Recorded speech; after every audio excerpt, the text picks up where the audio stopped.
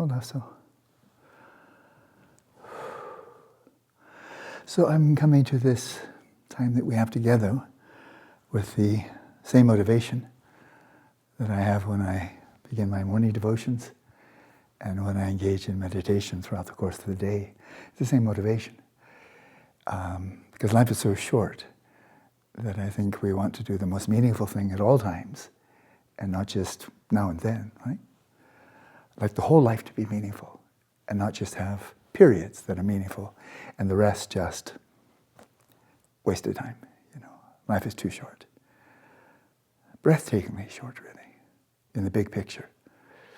And so with that, then I would like to begin very briefly, quietly, silently, by, I think all of us have a background in Buddhism here, Mahayana Buddhism in particular.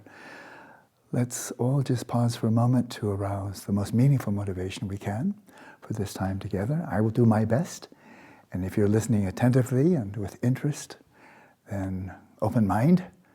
As Aryadeva said, if you're listening with an open mind, with intelligence, and with the aspiration to put authentic teachings into practice, then you're fit to listen to Buddhist teachings. Not everybody is.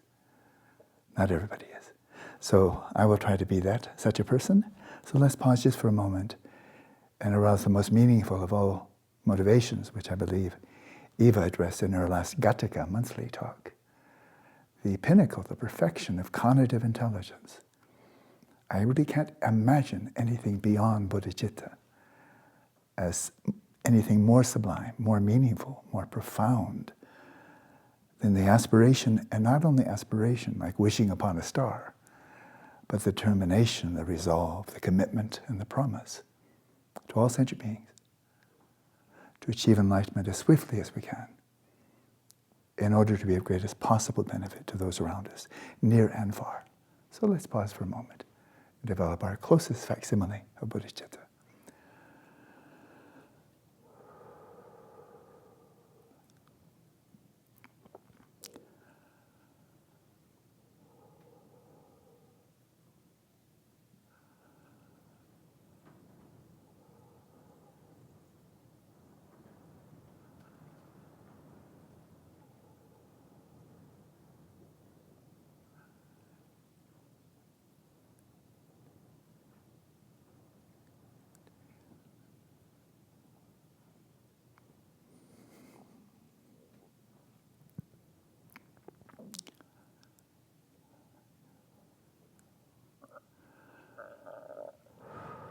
Oh, no,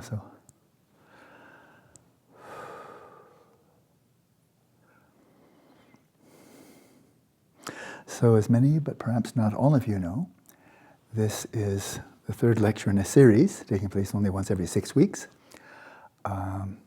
entitled Believers, Contemplatives, and the Future of Human Civilization. And I've added a subtitle, A Buddhist Response to the Current Metacrisis. And I think you all know what I'm referring to. And so this is the third in this series. There were a couple before then, and they were simply tracing the sequence of the sixfold matrix of mental balance, starting with cognitive, really focusing on bodhicitta, and ethical, focusing on the bodhisattva way of life, the vows, the commitments that go along with that. And then we had one on attention, cultivation of attention, the third type of mental balance, cognitive, ethical, attentional. And then we come to they're all big, they're all extremely important, but then we come to the fourth one, cognitive intelligence. And that's a bit familiar. It has something to do with IQ, but they're kind of distant cousins. Because one may have a very high IQ and be cognitively really very unintelligent. It's possible. You're very clever, but you're not intelligent. And so we've had 2 lectures on that. And I've been, in terms of the format, this being the third and final part of a classic format, this traces back to the great Nalanda tradition of classical India, which oddly enough hardly anybody knows about. Even most Indians, I think, don't know about it. But it's something His Holiness Dalai Lama enormously and repeatedly has been emphasizing for decades. He makes it very clear, as he has when he was really a world traveler. Now he's more located in Santa Barbara at the age of almost 89. that he was not going out to teach, accepting invitations only, but he was not going out to teach, made it very clear, repeatedly and homogeneously. He was not going out to teach to convert people to Buddhism. In fact, if they were Christian, he encouraged them to go deeper into Christianity. If they were Jews, go deeper into Judaism, and so on.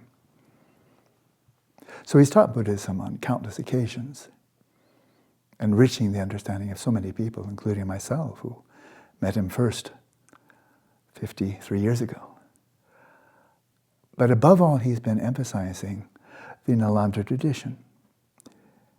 And how could something this extraordinary be so little known? Because it was 1,000 years of the development and proliferation, the flourishing of a whole network of universities throughout India. A whole network. Some were Jaina, some were Vedanta, some were Theravada Buddhist, some Mahayana Buddhist, some Vajrayana Buddhist. Wide variety, just like all of the great universities grew up in Europe. They were all affiliated with Roman Catholicism, or eventually as the Baptist or the Protestant, and so forth and so on. But in the beginning, they were all Roman Catholic universities, every single one of them, because that was the dominant worldview, religion for all of Europe.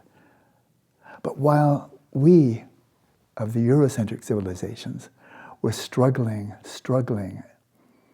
through the Dark Ages, where our civilization had almost vanished. A few monks were writing down old texts in monasteries. And the rest were pretty much barbaric for much of the first millennium of the Common Era. But while we were just living in a state of barbarism, with virtually no civilization at all, just eking out subsistence, existence, this was the golden era of Indian civilization, the first millennium of the Common Era. And this, as I said, a whole network of universities. Who even knows what their names are? Maybe Nalanda, maybe Vikramashila, but there were many, many others. And they all networked. And you have scholars going from one university and taking courses there, and then going to another university. Atisha was one prime example of that. And why I'm mentioning this is that for 1,000 years in India, starting roughly at the beginning of the Common Era, the central body of knowledge, the central discipline, the central science, because science means knowledge, was called in Sanskrit Adhyatma Vidya, inner knowledge. That was the centerpiece. And then you had medicine, and then you had the arts and crafts and technology, and then you had logic and mathematics. Then you had these other branches. Which one did I miss? No, that's the secondary one. Oh, close. Shabda Vidya. Knowledge of sound, knowledge of language, knowledge of Sanskrit. And so those were the four in the entourage, 4 disciplines, 4 fields of knowledge in the entourage. But the central one was the Adhyatma Vidya, inner knowledge. It is exactly contemplative science. It's exactly contemplative science. And then there were 5 secondary. That include poetry and rhetoric and so forth and so on. But there was a very clear hierarchy in their knowledge system. As important as medicine is, we want to be in good health. As important as logic is, we want to be intelligent, be able to think rationally. We want to have the artifacts that can be created with the hands, technology, art, bridges and technology and so forth. They had that too. And then language.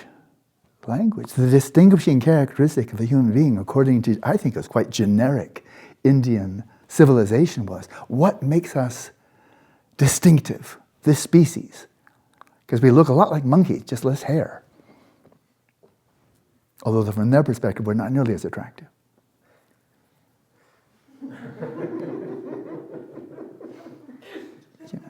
I mean, Jane Goodall, when did you ever have a male chimpanzee coming and flirting with her? I don't think so.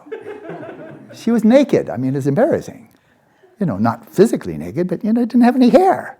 What's a woman without hair all over her body? It's kind of like disgusting. So what's distinctive about this species that sets us so far apart they don't even call us animals?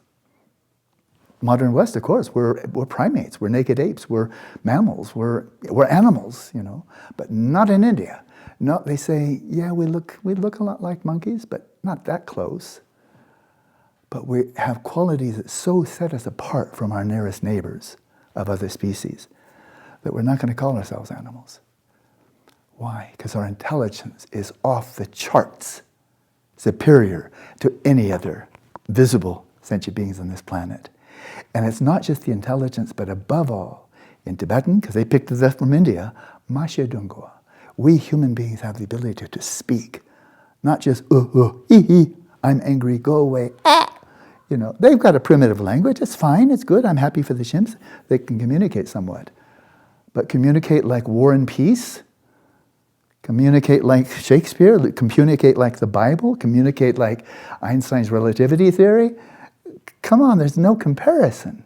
And that goes for the dolphins and the killer whales as well. I'm glad they can squeak and, squeak and do their noises, that's fine, but it's just not much like what we have of representative language, where we make a squeak and it's actually referring something and not just, I'm unhappy or please come or whatever. Representative language, we have the ability, Mashe Dungo, to speak articulate sounds where the sounds themselves are referring to something that is not them. Tables, chair, E equals MC squared, weather patterns, a priori knowledge, and so on and so on. We have this ability. We know how to speak, and we know how to understand meaning. And then we have civilization. And we have civilization that advances and advances. Chimpanzee civilization doesn't advance. Or the gorillas, or the porpoises, and the dolphins, and the killer whales. I don't see any advance in civilization. They've been around for, hundreds of thousands, if not millions of years. And so all of this is say,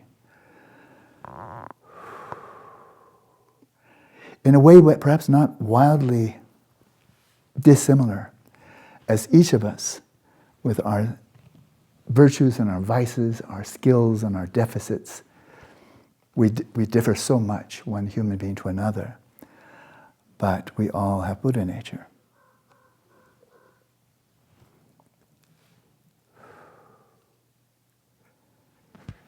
So, in a similar way, I said not too dissimilar, now it's already slipped out of my mind, maybe it was too dissimilar, I don't know. But in any case, we do have this in common. That was it. But we are a global civilization by way of communication, by transportation. So it's obvious that the borders are just made up. Environmentally, they're not there at all. Economically, they're hardly there at all. But we make up the borders, and then sometimes we fight about these things that we make up, But as each of us has a Buddha nature, global civilization, human civilization, whereas I was just listening to Dalai Lama a few days ago, we are one humanity. We are one humanity.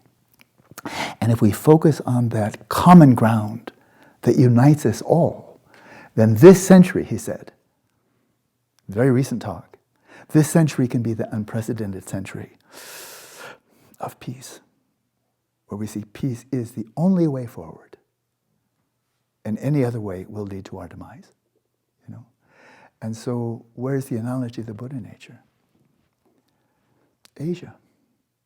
I've often spoken in academic conferences all over the world, and sometimes when I'm feeling a bit frisky, I'll say, the astronomers are wondering, is there intelligent life elsewhere in the universe? And they set out SETI, and they got the big radar things coming out, any waves coming in, and so forth. But I say, I can tell you the answer. There is intelligent life elsewhere in the universe. And it's a distant region called Asia. Because Western Eurocentric education, and especially science, acts as if Asia never happened. Acts as if 1,000 years of higher education of extremely high level, which wasn't just academic, but you have the Panditas in their monasteries, and you have the Siddhas, and these are the academics, and these are the researchers. And some of them were both. Naropa was both. Shantideva was both. Atisha was both. Asanga, Nagarjuna, Aryadeva, Chantakirti, they were both. And some, like Tilopa, were only Mahasiddhas, but they weren't Panditas. And others were only Panditas, but were not Mahasiddhas. We've never seen anything like that in the West.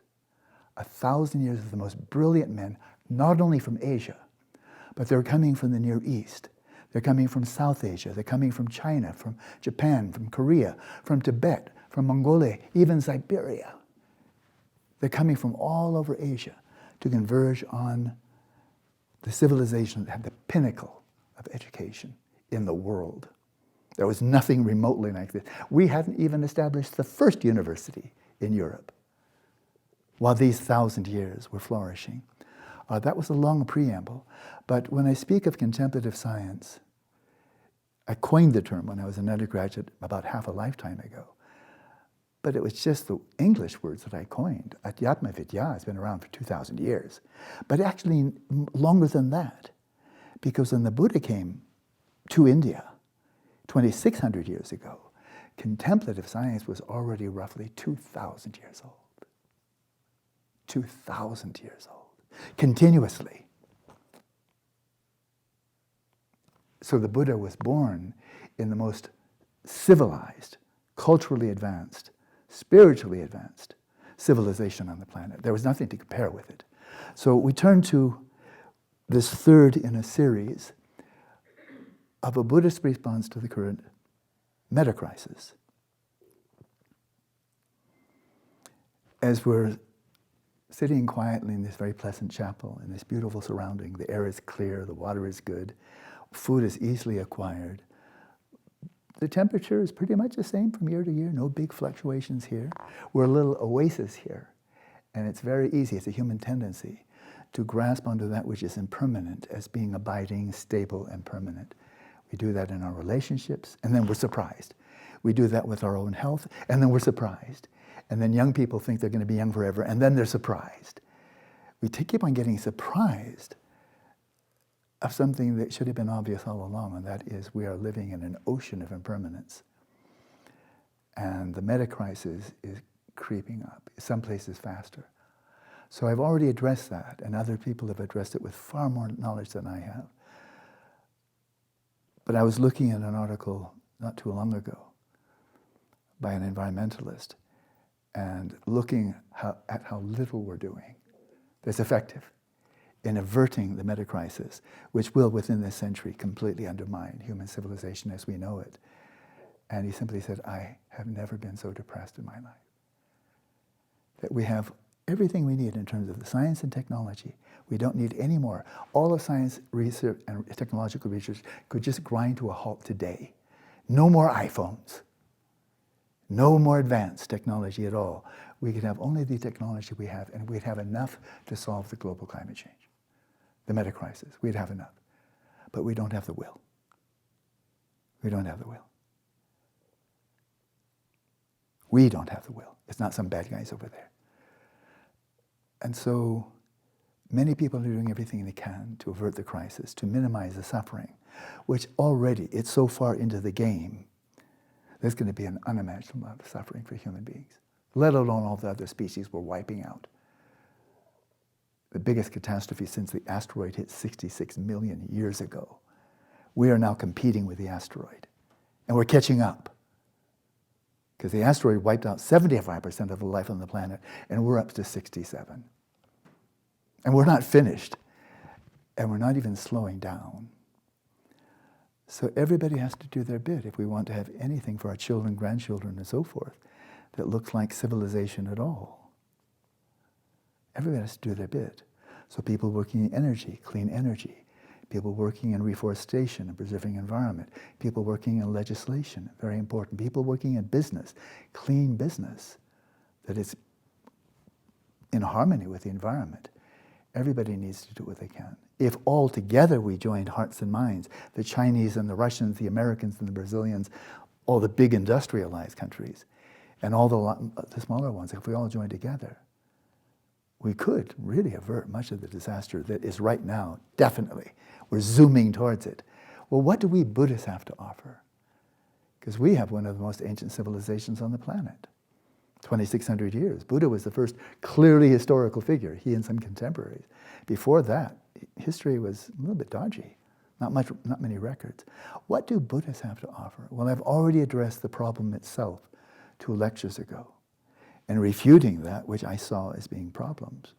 Why are we doing this to ourselves? Are we simply insane? Are we, as a human civilization of 8 billion people, have we gotten so tired of life and of ourselves on the planet that we're just committing suicide? Kind of looks like it. And then the last lecture, then looking, all right, well, what is a Buddhist analogy of what are the causes for this crisis that we brought upon ourselves? Nobody did it to us. And what are the solutions? Looking into the 3 poisons, looking into the 3 counteractive agents, the anti-attachment, anti-hatred, anti-delusion. So we covered that. So in the Nalandra edition, when you're giving a presentation that may be quite provocative, may be very controversial, maybe there'll be a lot of resistance to it, opposition to it. First of all, you say, these are the views and the conduct that we're refuting, because they're a problem. You refute what you see to be opposition, what's really the problem. And then you make your own position, you make your own presentation. This is our view. This is our view. Here's a solution. But then, of course, whether it's a Buddhist or a Hindu or it's an atheist or a Muslim, they give a presentation, but then there are bound to be people that say, I don't think so. And then they have objections. And so then can you provide a rebuttal when objections come up, especially the intelligent ones? Because if you can't, then you give your presentation, then they'll come like a lawnmower, and just mow you down, and there'll be no trace of you except a lot of dead grass. And so that's the third one. And in the sequence of refuting that which you see be a real problem, giving a presentation where the solution is there, and then a rebuttal of objections, that's where we are today. Now, what exactly is the objection here? What are they objecting? We're not trying to defend reincarnation or karma, or the 3 kayas, or the 6 realms, and so forth and so on. No, that's not everybody agrees, but that's not what we're here for.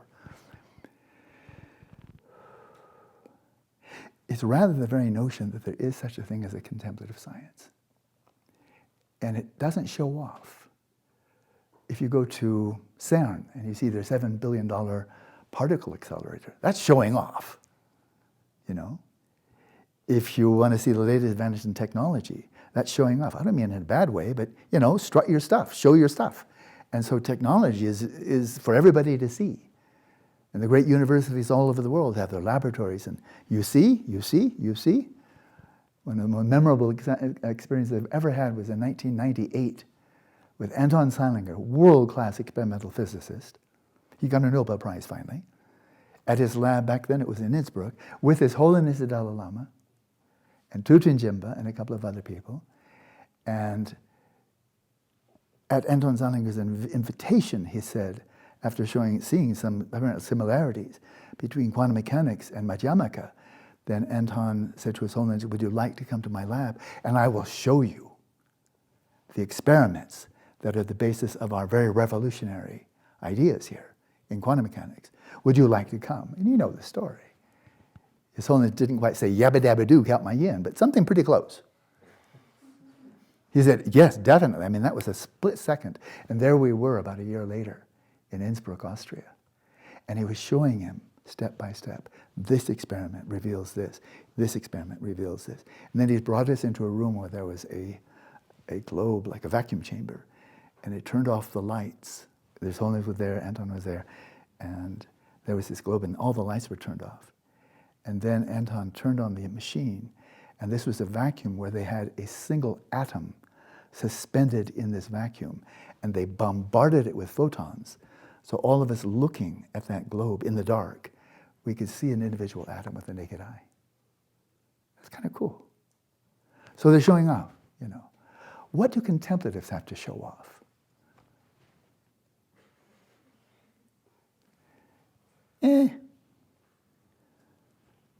So the fundamental notion of contemplative science for about 4,000 years in India is that we have not 5, but we have 6 modes of perception. And the 6th one is not debatable.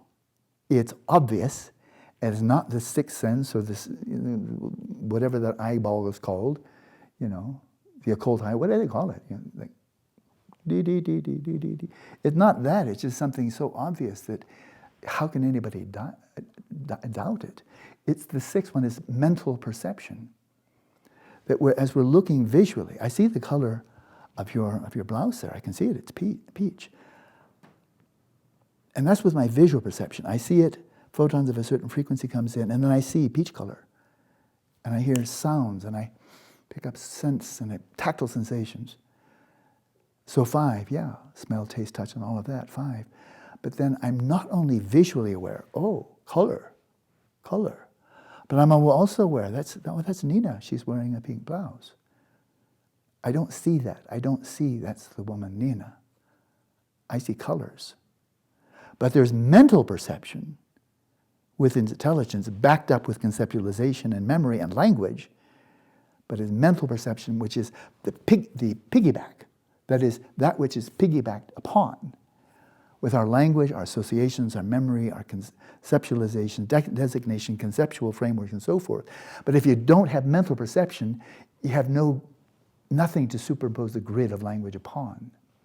But not only do we have mental perception of the visual field, the auditory, olfactory, gustatory, and tactile, but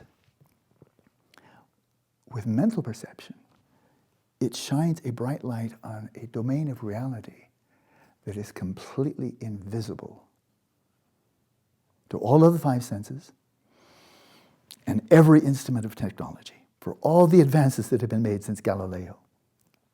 Technology, I mean, what a boom of technology for the last 400 years. But there is no instrument of technology that can detect, measure, observe what mental perception can. And mental perception not only can observe piggybacking on visual perception, auditory, and so forth, but mental perception has its own unique domain that is invisible to everything but it. And it's domain of the mind. It's obvious every time we fall asleep and dream. You're in a different environment. You're meeting people. You're hearing sounds, taste, touch, tactile sensation. You can experience physical pain, even though they have no physical body. Experience all kinds of emotions, hopes, and fears. You might even have a divine vision of Buddha or Jesus, what have you. But it's with mental perception that you can directly observe the dreamscapes and yourself in it. And directly observe, was it a pleasant dream, an unpleasant dream? What were your emotions? What were your desires? Was it peaceful? Was it agitated?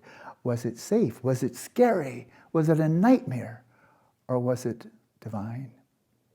How do we know that with mental perception? You're not remembering the dream. You're having a dream you never had before in your life. And so, introspective or reflexive mental perception is one aspect of mental perception. Again, it can look outwards.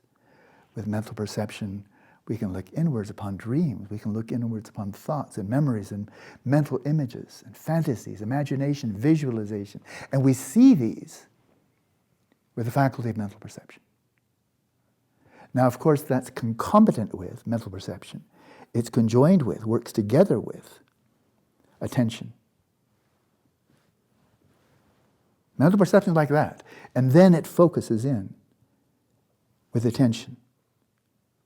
And then if we really sustain that and really refine it, it turns into samadhi, into concentration, where we're really very much unified. And with mindfulness, we can sustain it, maintain that flow of attention for minutes, even hours on end for those highly trained. And then, of course, with introspection, we can not only be aware of mental events, like a visualized image of Buddha Shakyamuni, or observing thoughts arising and passing, but we can also come in orthogonally, like my mindfulness is directed upon whatever thoughts, images are arising from moment to moment to moment. Many of you know this very well, right? Isn't it true that nothing could persuade you that this doesn't happen? Isn't it true? Nothing could persuade you. I'd be the most brilliant man, and I couldn't persuade you of what you have experienced doesn't exist. But while we are directing the attention in this practice of taking the mind as a path, to observing whatever movements of the mind occur, and seeking to observe them from stillness. The stillness of awareness, observing the movements of all kinds. Movements of the mind, of desires and emotions, memories and fantasies, thoughts and images from the stillness, right? But then with introspection, we come in orthogonally. And while our mindfulness, our attention, our samadhi is focused on the movements and the stillness of the mind, introspection comes in orthogonally, monitoring the flow of our attention, concentration, mindfulness, to see whether we are drifting off. It's the quality control. It's monitoring to see whether we're getting agitated. It's monitoring to see whether we're spacing out or just falling into laxity and dullness. And then it recognizes that, introspection, this internal intelligent monitoring. And that alerts our intelligence and our will, hey, you're slipping into laxity here. Wake up, arouse, attend, you know?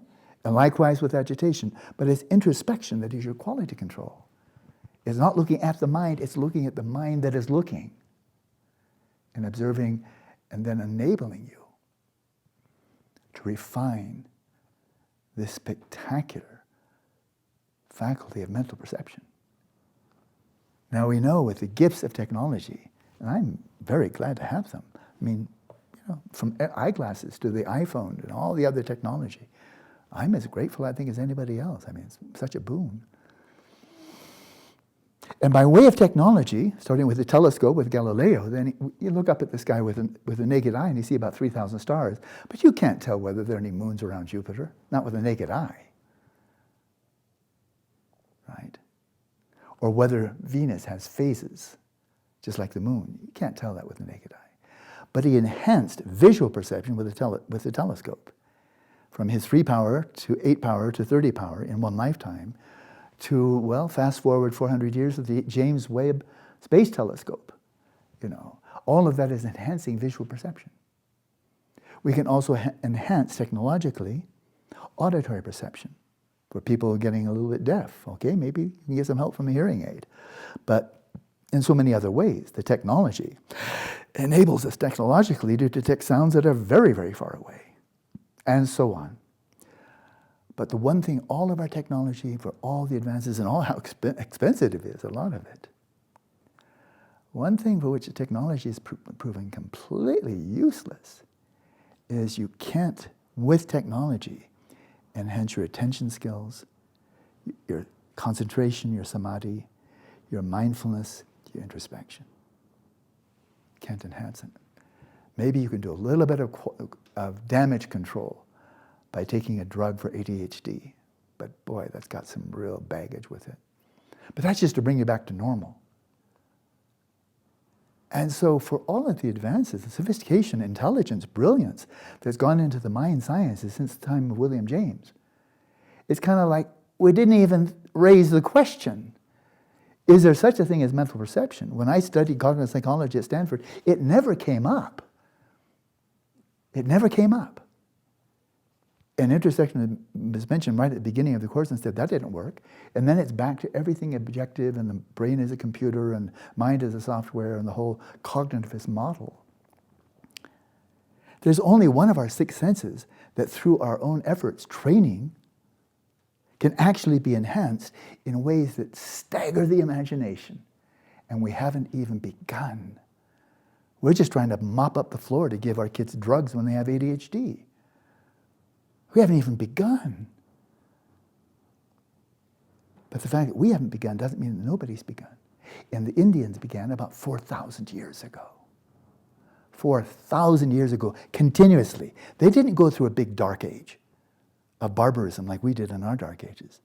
There was never a huge dark age from this time. Not at the time of Buddha, that was quite glorious. 500 years later, thriving. Next 1,000 years, Nalanda tradition and so forth. And then, of course, it spread all over Asia, from, for example, India to Tibet and so on. And they've been flourishing for the last 1,200 years.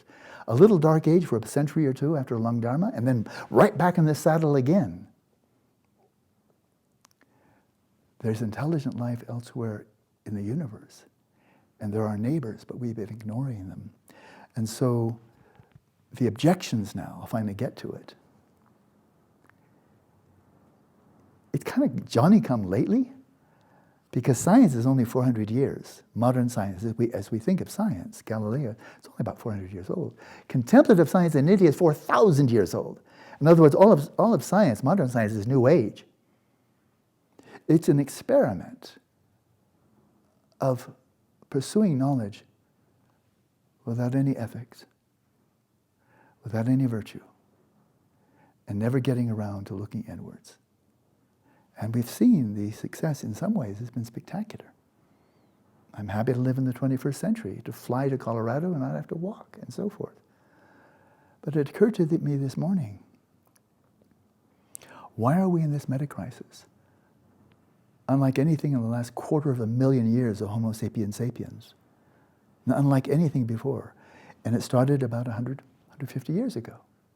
The damage, the real damage of global climate change, started in the mid-19th century.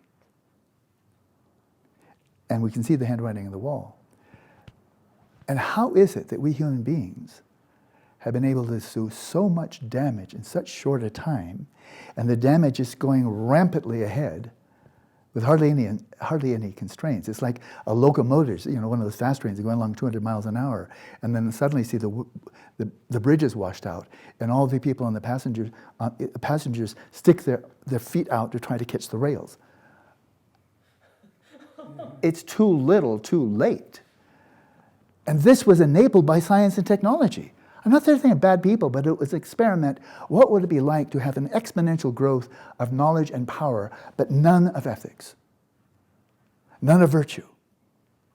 All of it hedonic, having completely forgotten the notion of eudaimonia, which is one of the treasures of our civilization.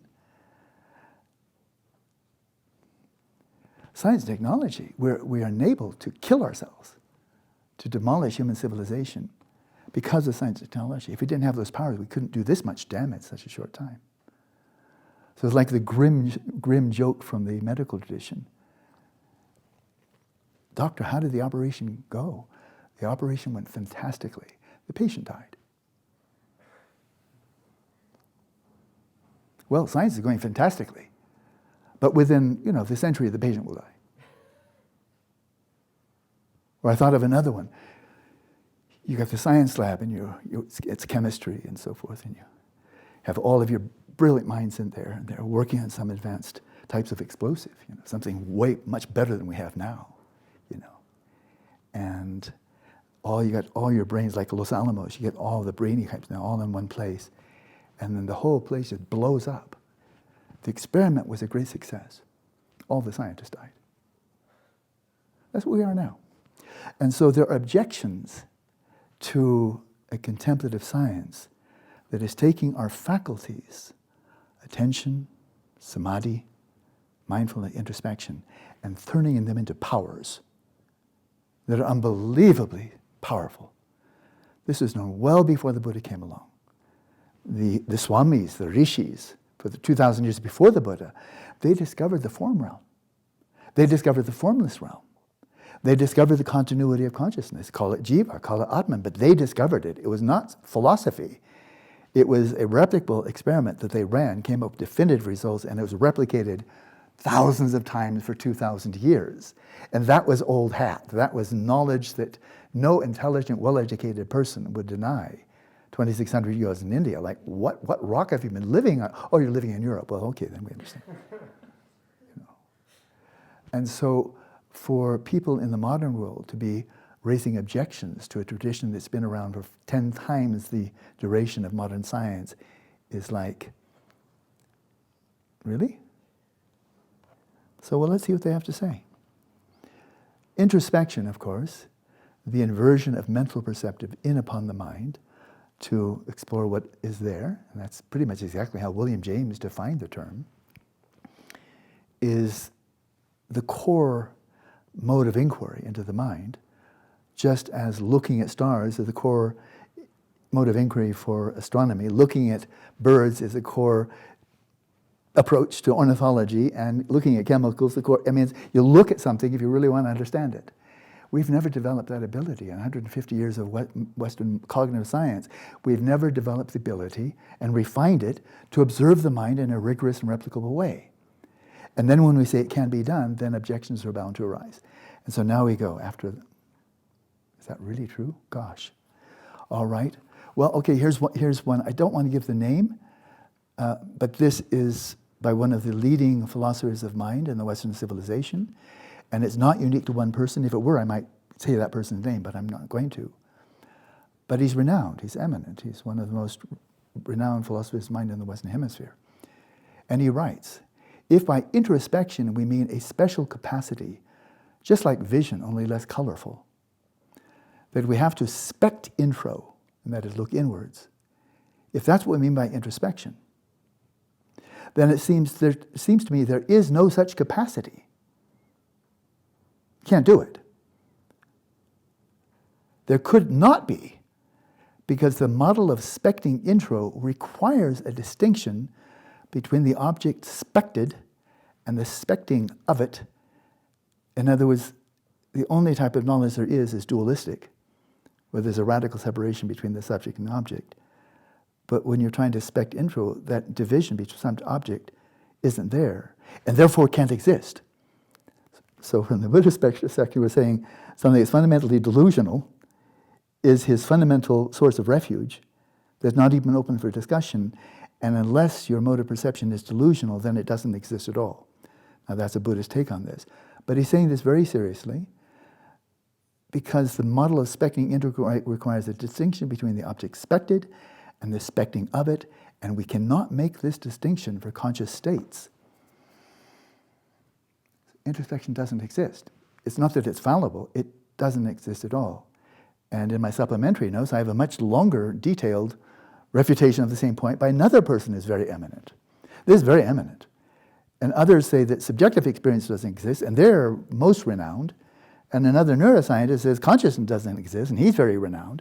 And so we're seeing these things that are an utter insult to our own personal experience, and they're getting away with it. And so, as I'm going to rebut the objections, I know from my own heart experience of having debated on a few occasions with absolutely committed scientific materialists, including the author of this statement. It was a complete waste of time for me, and a complete waste of time for the person I was debating with, because I know it didn't matter what I said. I would not move their view. But there could be somebody in the audience who is still open-minded, and they might be swayed. But this statement that introspection doesn't exist.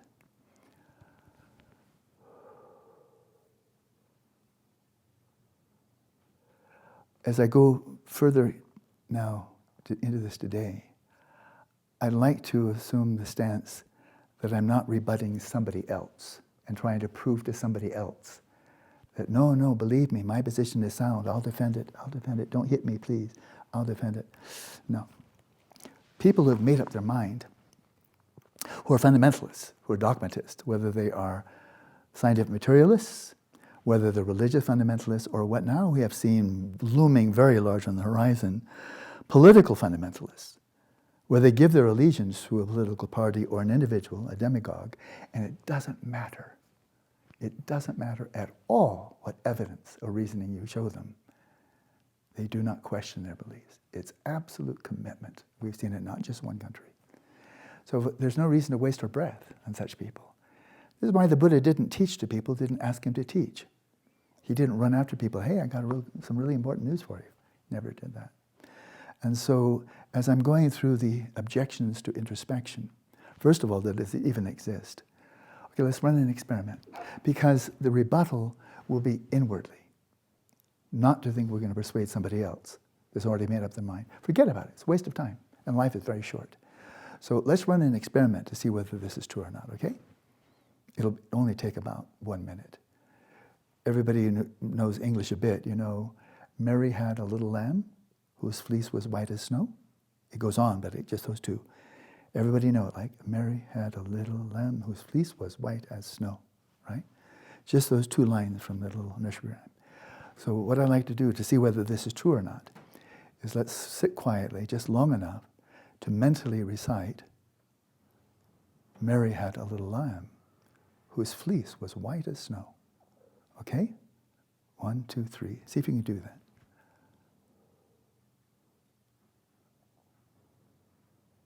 Okay, finished. Does anybody not know whether you did it or not? Then we're finished.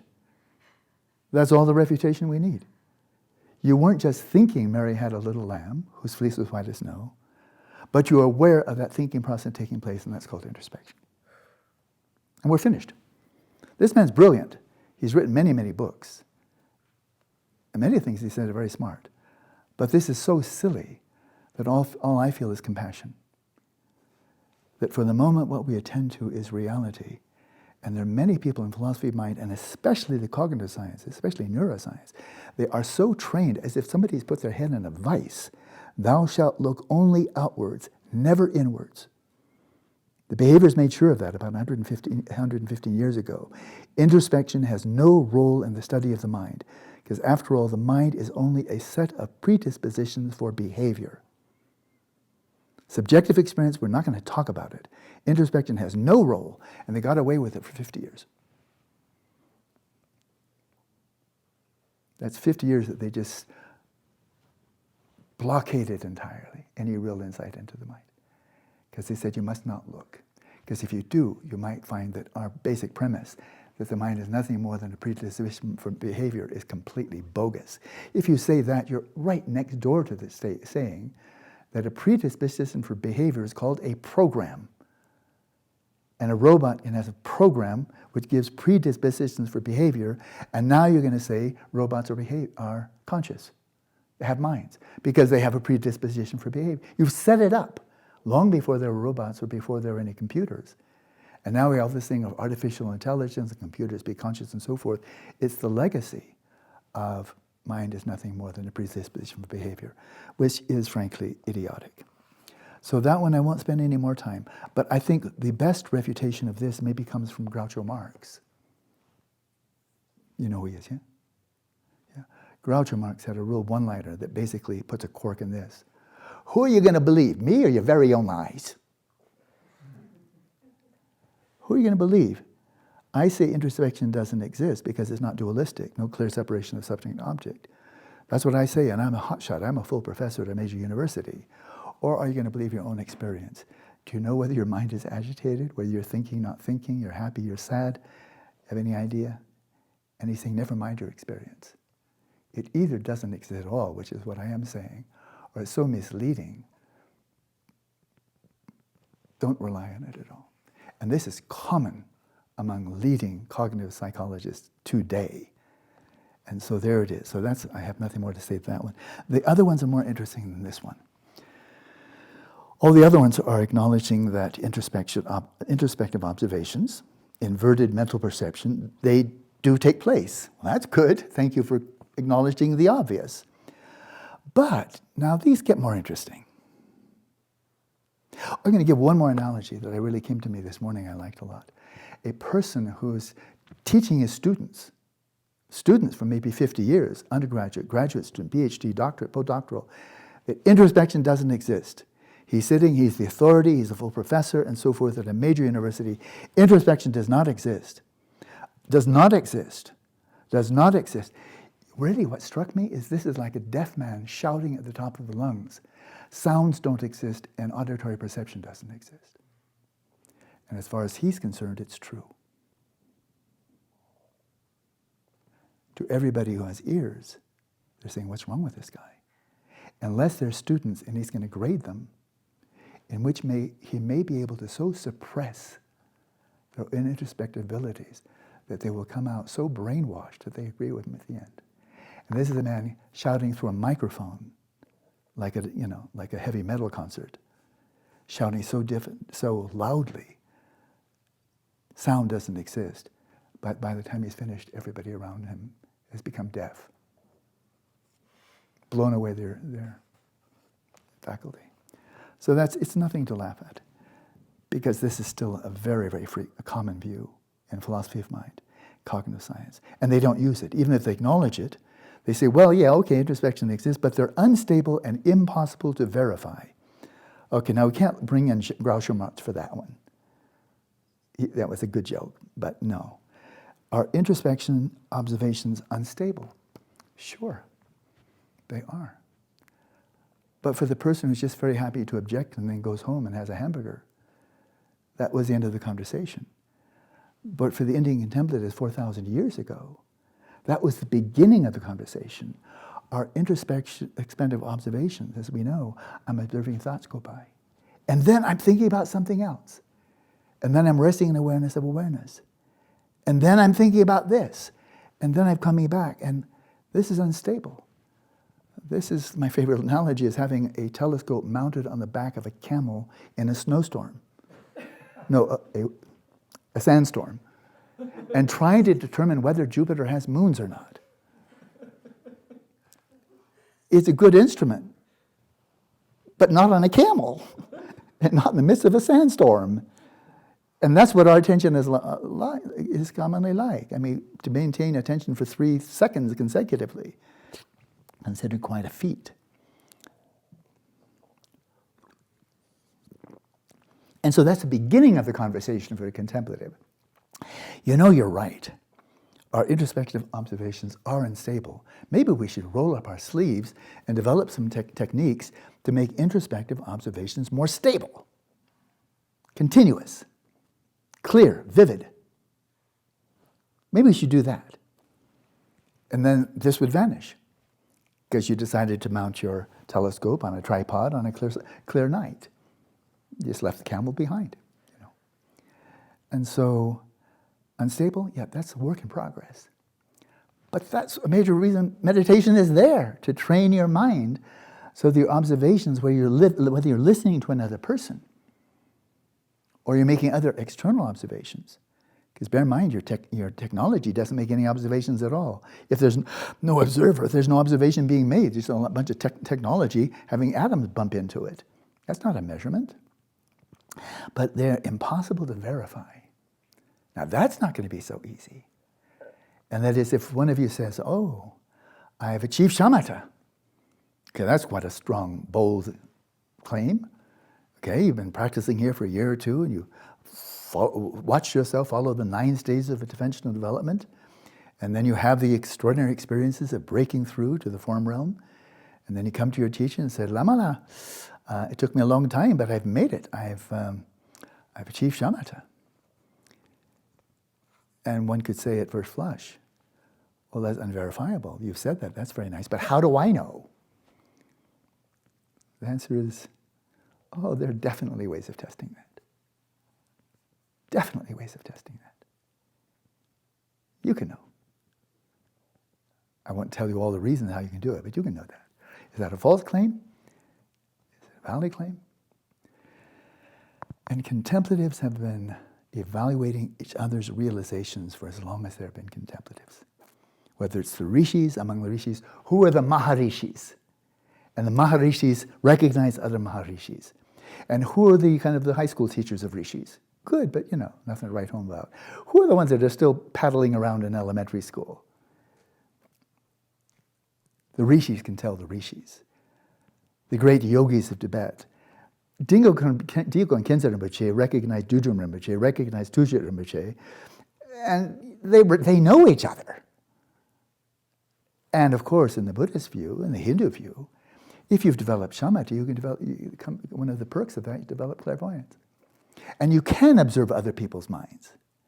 Now that you're no longer encapsulated within this little coarse mind that you call your mind, which seems to have clear barriers to it, you break through that to the substrate consciousness where it has no barriers, and then this is a statement that's been made for thousands of years, and no contemplatives have refuted it. Oh, Atisha, you made that comment 1,000 years ago. I don't think so. And all the other guys say, well, go back to the drawing board, Buster. You know, if you haven't achieved it, doesn't mean nobody has.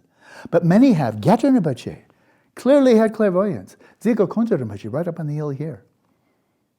He wrote in his eulogy for Gyatso Rinpoche, Zigo Khyentse Rinpoche, I mean, one of the famous lamas of Tibetan tradition, met many, many other lamas. And he said, I met a lot of lamas, but very few like Gyatso Rinpoche. He made his clairvoyance so obvious it could not be doubted. Namo. That was true. Other lamas of my own have clairvoyance, have displayed cities. Gyatso Rinpoche himself, my goodness, if you read his memoirs, was displaying cities one after another, including consciousness of another person's mind, including precognition. Very obvious. He made it very evident, wasn't shy about it. Yangchen Rinpoche displayed cities. Dzong Rinpoche, the great Gelugpa master of the previous incarnation, displayed cities. So yes, there are ways. It's not unverifiable. The great ones recognize the great ones. Albert Einstein could recognize Niels Bohr, who could recognize Heisenberg, who recognized De Broglie, who recognized Wolfgang Pauli. They all recognize who the creme de la creme are. And the ones who are not quite there, and the ones lower, and the ones that are high school teachers, or elementary school teachers of physics. The higher ones recognize the lower ones. The lower ones don't necessarily recognize the higher ones. It's above their pay grade. So this one falls apart. Unverifiable? No. You just didn't know because you're coming from a very primitive society called the West. Introspection, this is my favorite one, I know who said it. Introspective observations are useful only for understanding meditative states, but not ordinary and pathological mental states. What do you think? What do you think? That is, everybody who comes here, there's CCR, right? You come here and you've just been experiencing meditative states, right? You come in and, wow, meditative state. Wow, another meditative state. Wow, this is really fun. Wow, another meditative state. I never thought meditation would be so much fun. It's just kind of linear. Every day getting better and better and better. Does anybody who's ever meditated more than 20 minutes a day believe this? And the man who said this is not a meditator. But he thought about it a lot. So that one is charming, but silly. Okay, here's a more serious one. Introspective observations are subject to contamination by theory and belief systems. Now that one we cannot whisk away. If you're trained as an Orthodox Christian, Russian Orthodox, Greek Orthodox, and you go into meditation, your experiences, you're going to make sense of your experience, you're going to report on your experiences, and the kind of experiences you have may very well, almost certainly they will be influenced by your beliefs and theory, right?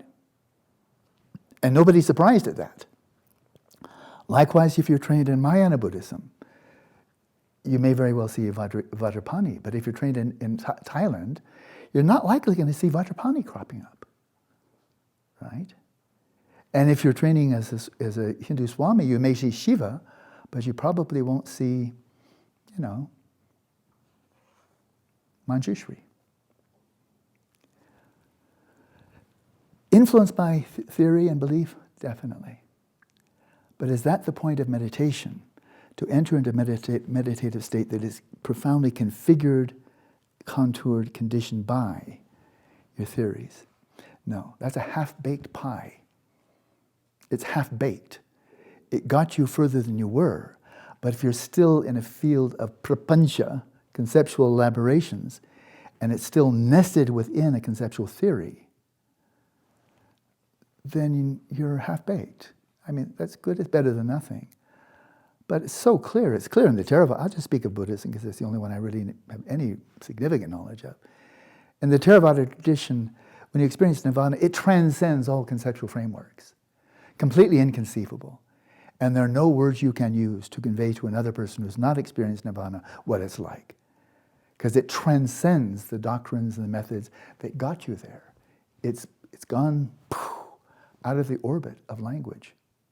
That's the whole point. But that's true of a lot of Christian contemplative traditions as well. You're not there just to affirm Christian doctrine.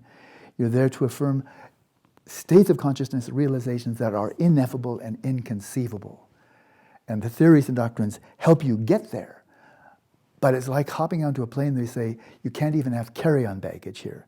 This is a jet. This is a fighter jet. So if you want to ride on the fighter jet, you have to leave your carry-on behind, let alone your big luggage.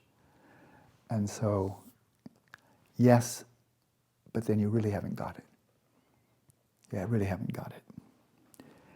And then, this one, introspective. So these are interesting. The first one, not interesting. It was so silly. But silly by a very, very intelligent man, and that's troubling. But here, introspection observations are subject to phenomenological illusion. And that is, you may be experiencing hallucinations. You may go into meditation.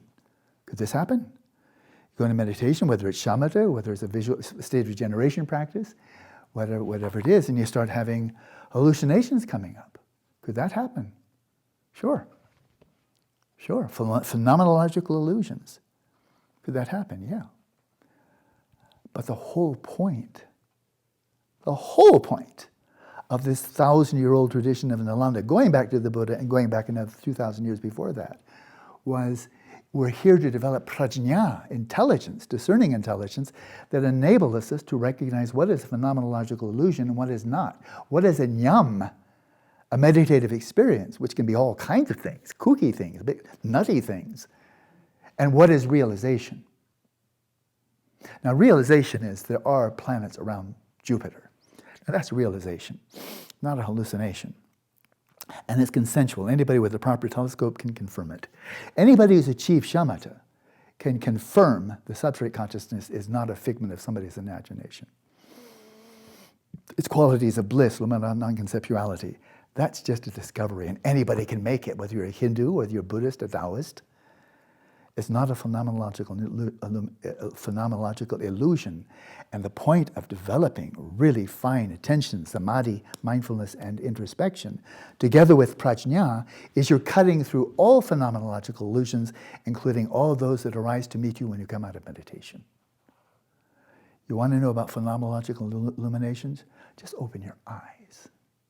This is all a phenomenological illusion. The fact that Marcel is wearing a shirt that's orange. The only problem is there isn't any orange over there. No orange molecules. How many times have I said this?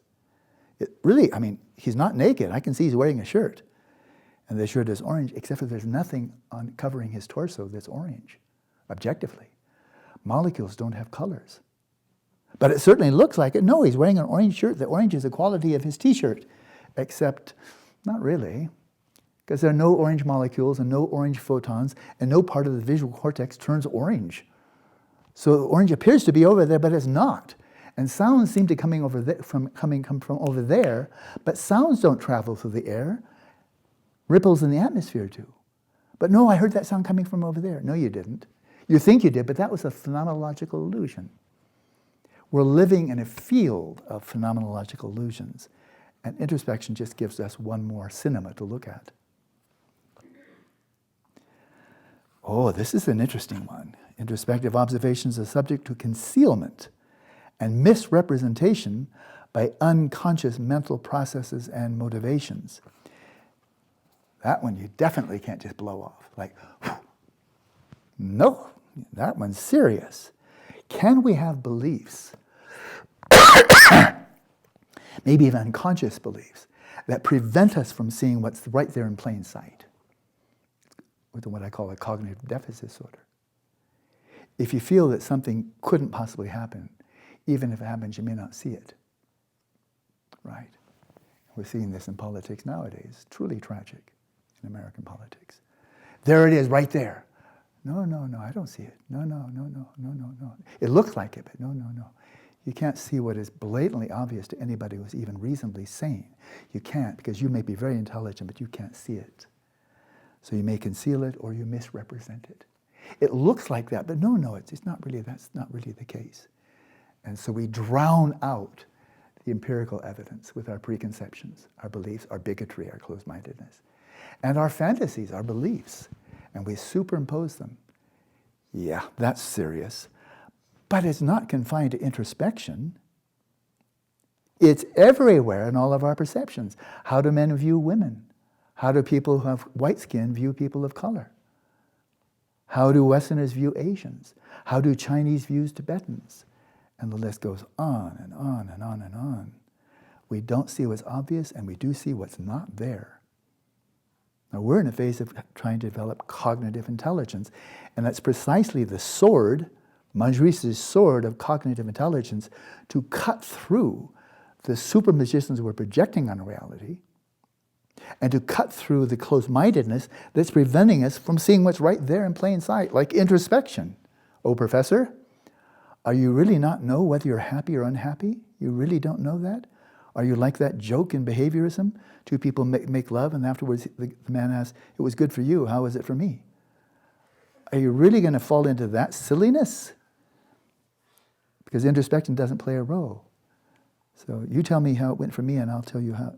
Come on, I mean, it's back to Groucho Marx again. This doesn't need a reputation, it needs a guffaw.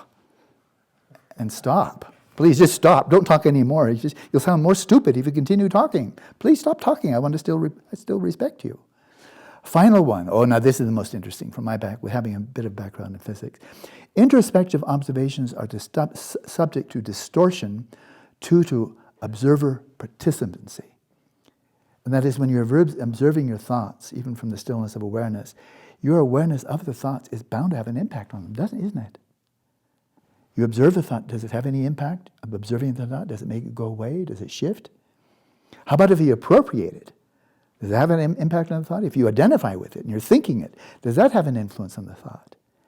And so although you might idealize the inner objectivity of resting in a clear, stable, discerning, luminous awareness and observing the movements of the mind, the sheer fact that you're observing them influences them. It's called rangzhu. You observe them, and by the fact that you're observing them, they disappear. Right? This has been known for hundreds of years in Tibet, and much longer than that in India.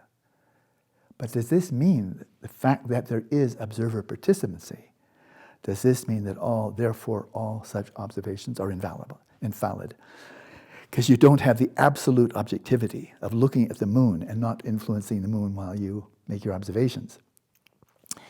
And if this were the case, then the most successful of all branches of physics will be a complete washout and has to be thrown out because it's invalid, called quantum mechanics. And everybody who knows even a little bit about quantum mechanics knows you have a system of measurement, you have the system that's being measured, but you can't make a measurement without influencing that which you are observing. It's impossible in principle. It's not we haven't gotten the technology good enough. There's an intrinsic entanglement between the act of measuring and that which is being measured. Before measured, it's a probability function. It's a possibility. It's a potentiality. You make a measurement, and now you can say there is an electron there, but it's still a weird little critter now that you've measured it, because that single electron does not simultaneously have a definite, precise momentum and location. The more precise its location, the less precise its momentum. The more precisely it has momentum, the less precisely it has location. That already demonstrates that the fundamental constituents of the physical universe are not inherently real. That's it, we're done. Because if the fundamental constituents don't even simultaneously have a real location and a real velocity or momentum, they're not really there. We're done. Quantum mechanics, thank you, you've just demonstrated a fundamental tenet of Madhyamaka. So no, this has actually been one of the extraordinary triumphs of quantum mechanics. Going into quantum computing, for example, and many other areas, this has not been disabling. It's been a revelation, ground shaking, that is no longer, when it comes to the fundamental constituents of physical reality, you cannot have, in principle, this clear, sharp distinction. Subject over here, object over there. If it's good for the quantum mechanics, it's good for the contemplative. Good for the goose, good for the gander. So we're finished with that. Now, when we take a step back and look at the kind of the objections to, because it's still not made its way, to the refinement of introspection, the refinement of attention, the development of samadhi, and the refinement of mindfulness in the Buddhist sense of the term, which is not just momentary, moment by moment, not judgmental awareness. That's very nice. But that's not a definition of mindfulness in any Asian tradition. Because the word smriti in Sanskrit doesn't mean bear attention. It means bearing in mind. It's the same word that's translated as memory. That's completely washed away by the new psychologizing of the mindfulness movement. It makes it very appealing to many, many, many people, and helps them reduce stress and things like that, which is very sweet. But it really has nothing to do with Buddhism, because they've completely either never knew or they completely forgot the actual definition. And mindfulness means bearing in mind. That's what gives you the continuity of samadhi, of attention. And so the objections, if we just summarize them in two categories, are introspection is either non-existent or it's not totally unreliable. Totally unreliable. It's like listening to a liar. And listening. The more you listen, you just get more lies. One reason for that is theoretical. And that is, if you really practice introspection,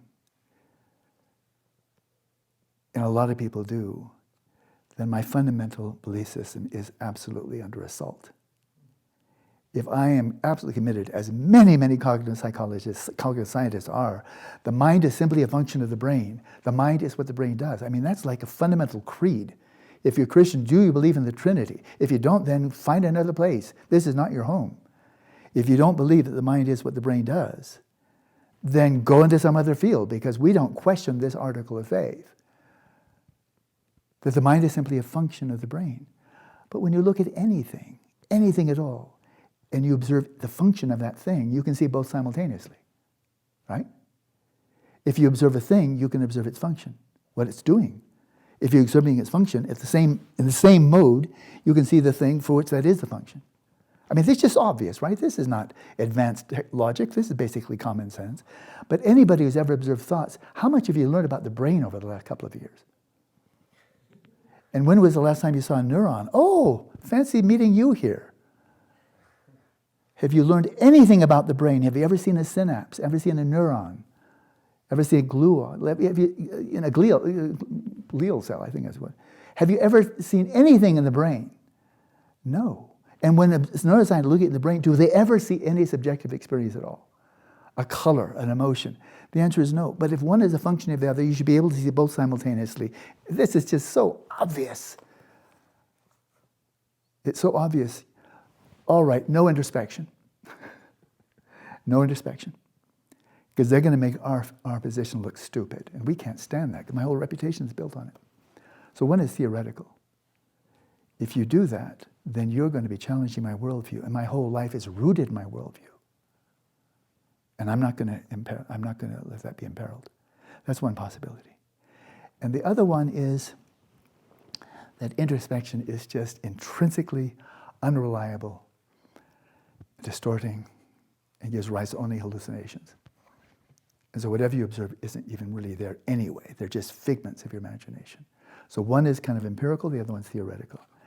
Let's see, what kind of resistance did Galileo meet when he was facing hundreds of years,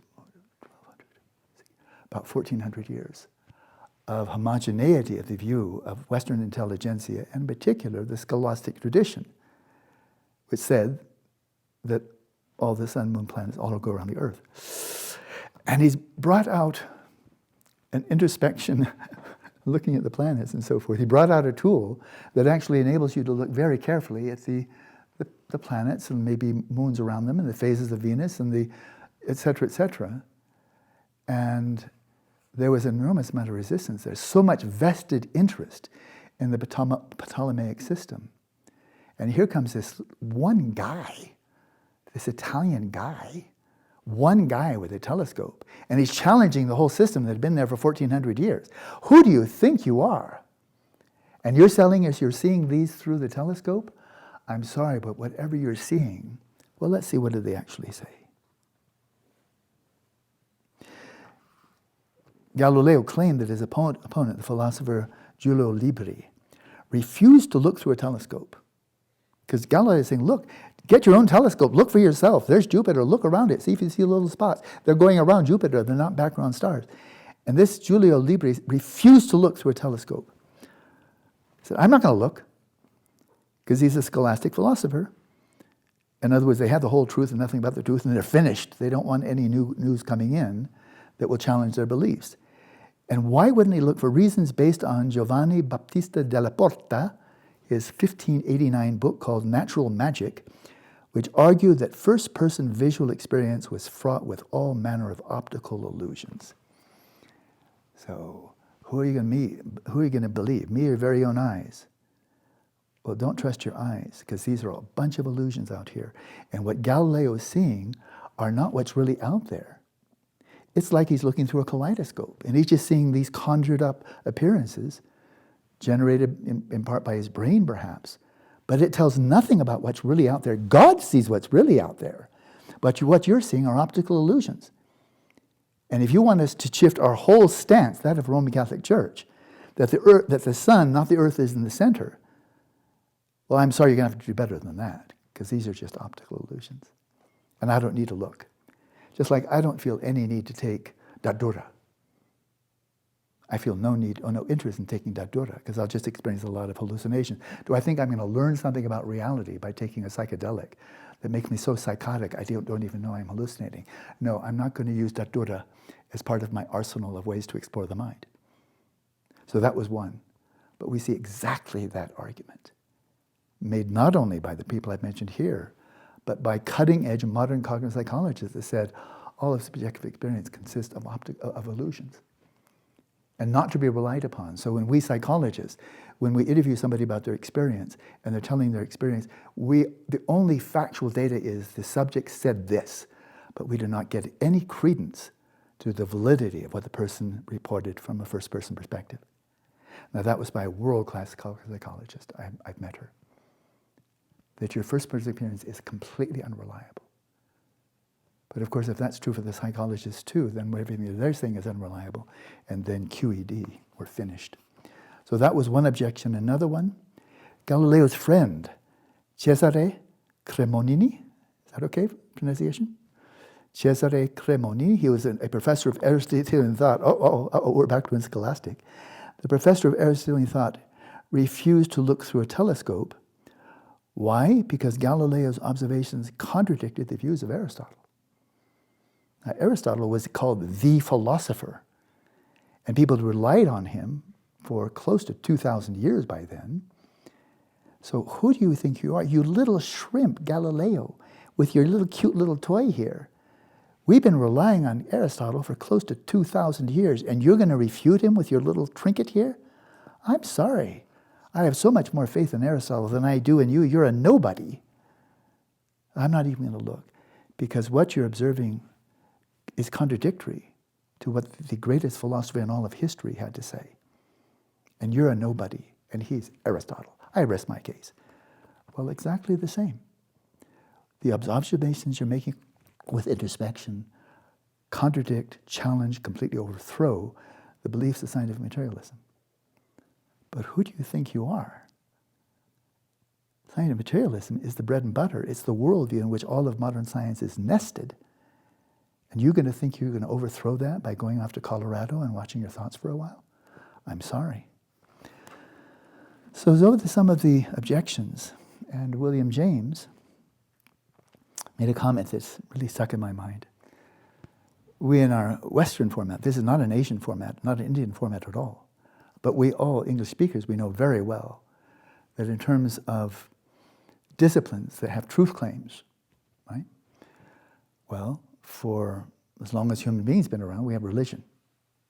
And religion making all kinds of truth claims, right?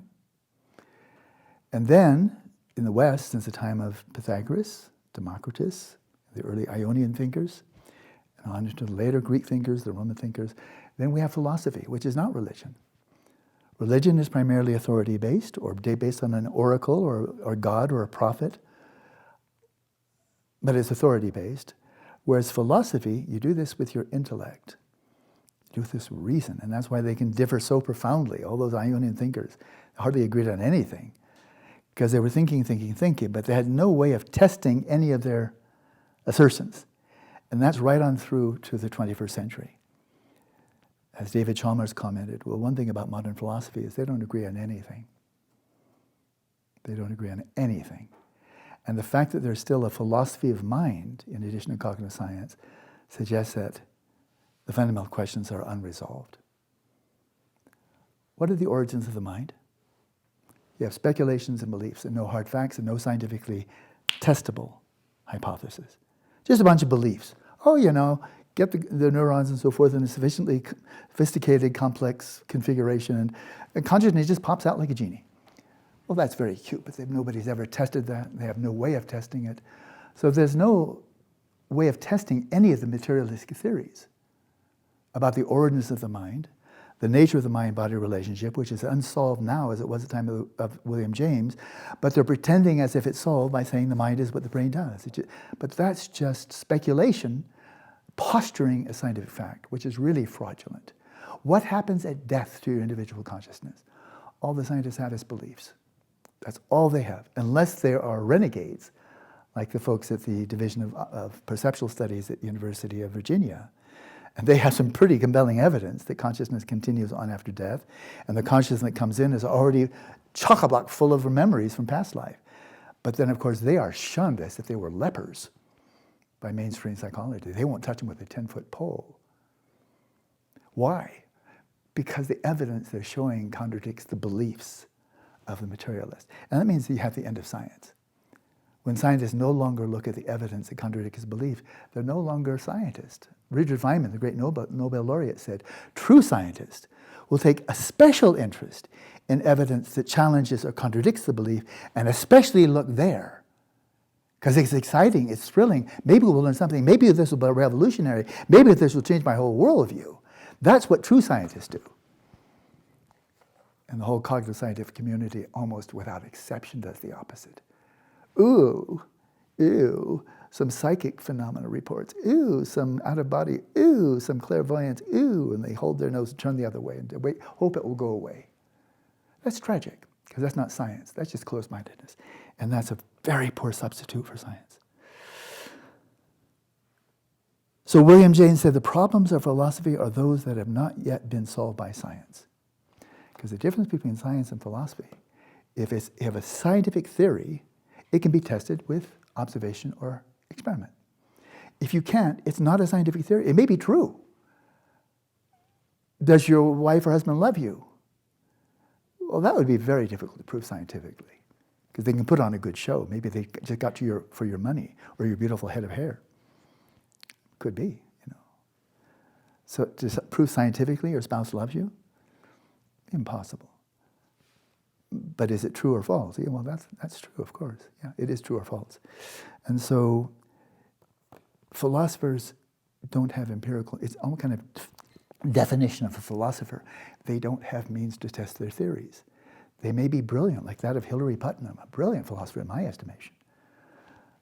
Very close to Madhyamaka, but he had no way of testing what he was saying. And other ones that I looked like you've got to be kidding, materialistic theories, they have no way of testing it, because it's just philosophy. And so if a theory can't be tested empirically, it's not a scientific theory. It may be true, but it's not scientific theory. But then there was a philosophy of atoms until there was atomic theory and atomic science. And then nobody talks about philosophy of atoms anymore, right? Because now we have knowledge. And so science has pushed back the borders of philosophy to the point that for many people, I think philosophy just become irrelevant. Tragically, most scientists seem to be unaware that scientific materialism is just one more philosophy, untested. Okay, we're coming to the most interesting part. And do you have enough juice for another half an hour, and then we'll take a break and meditate? You have enough juice? Okay, let's try it. Because now it's getting most interesting. All of that was very, very much 21st century dialogue, discussion, because these are very recent objections. But of course, they're objecting to a tradition that's been around for 4,000 years. So lots of luck with that, you know. These people have already figured out all the problems before your great-great-great-great-great-great-granddaddy was born. And you're coming on like the tail end of the dog. Whatever you have to say, like, you know, we've already been there, dude. So, you know, why don't you just wake up and learn something? But the West is very, very resistant to learning from Asia. It's basically racist. Basically racist. If we don't know it, nobody knows it. And I've heard that in so many words from some really good scientists. Oh, it's such a mystery. We don't know it. Nobody knows it. I hope we grow out of that in this century, because it's really, really old and tired and stupid. So, but further, there's the objection now. Now, this one's interesting. I just made this one up, but it's based on a lot of things I've heard. We're not finished with the objections. This is a serious one, an interesting one. There's the objection that unlike scientists, contemplatives from diverse traditions have not achieved consensual knowledge. I mean, you can get biology textbooks that are 1,000 pages long of consensual knowledge. No biologist, you know, it's like an undergraduate textbook. No biologist is going to question that stuff. There's things out on the fringe, you know, exploratory, yeah, but no, this is knowledge This is your chemistry textbook. This is your basic physics textbook. This is your botany textbook. This is your astronomy textbook. It's consensual knowledge. They got thousands of pages of consensual knowledge. And whether the scientist is a Chinese or is a Muslim or a Christian or a Buddhist or British or South American, it doesn't matter. Bring whatever you beliefs you like, but science is science. And so I have a lot of consensual knowledge to be respected. But have contemplatives, the great Chan masters of China, the Zen masters, the Christian contemplatives, the Hasidic or the masters of Jewish Kabbalah, and the Sufis and so forth. There are great contemplatives in all these major traditions. Are they all fundamentally saying the same thing? And I do have a PhD in comparative contemplative studies at Stanford. And the answer is anybody who thinks that no, it's all one, they're all saying the same thing. Well, I'm sorry, but I can't even have a conversation with you. You're so ignorant, there's nothing to say. Because no, they're not saying the same thing. They say different things. In which case, then, contemplatives from diverse conditions have not achieved conceptual knowledge, even within one tradition. The Nyingmapas will differ from the Gelupas. The Tibetan Buddhists will differ from the Theravadins. The Theravadins will differ from the Chinese Buddhists, and they will differ, et cetera, et cetera. And that's just within the Buddhist tradition. But the Orthodox traditions will differ from the Roman Catholic tradition, and the Sufis they differ from mainstream Islam, and they differ among themselves. So how can, hey, Wallace, I'm going to call you on the carpet here, you're talking about contemplative science, but I'm sorry, they don't agree on anything. But if they had science, like what it takes to come up with a biology textbook, that's consensual knowledge. Believe whatever you like. These are the facts. Where do the contemplatives have a book? This is uncontested contemplative knowledge. Show me that book, Wallace. Now that's something we have to pay attention to, right? Are we just being really good Buddhists here? And I'm indoctrinating everybody to be really good Buddhists and have good Buddhist nyam and good Buddhist tokpa. And so you can be a good Buddhist teacher and pass on the indoctrination that I gave you? Is that what we're here for? Some people think that's exactly what meditation is for. There's one Buddhist scholar that I rather took pains to refute that was saying this about the time I was writing my doctoral dissertation, that said Buddhist meditation is basically a form of self-indoctrination. You're told what you should see, whether you're a Theravadist or a Zen or Nyingmapa, or practicing stage regeneration. You're told if you really meditate seriously, this is what you see. And that's the standard of success. And you meditate until I passed the grade. I got the right answers that I was told at the beginning of the course. And that's what he thought all meditation is about. It's just self-indoctrination, which nobody should take it seriously. Or one philosopher I was sitting next to at a conference studied Madhyama quite considerably. And he said, meditation is useless for studying the mind. Useless. Very smart man. He said, meditation is useless for studying mind. If you want to know the mind, study the brain. Okay? And not an unintelligent. It's not interesting if they're stupid. But if they say stupid things and they're very intelligent, that's interesting. And that's a stupid statement. You'll learn nothing about the mind by looking at it. That's essentially what he's saying. Well, what other branch of science could you ever get away with that? You shouldn't look at the stars. If you want to know about stars, you shouldn't look at them. If you want to be a ornithologist, you shouldn't look at birds. You just think about them a lot. Well, it's silly, but no. And moreover, for the contemplatives, their experiences are entirely subjective and private. So the validity cannot be subjected to third-person verification or refutation, which is the bread and butter of modern science. Objective science that looks at objective, quantifiable, physical phenomena.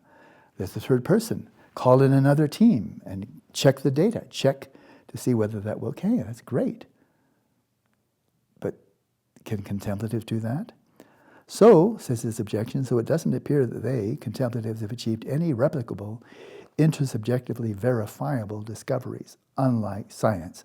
So Alan, cut the nonsense.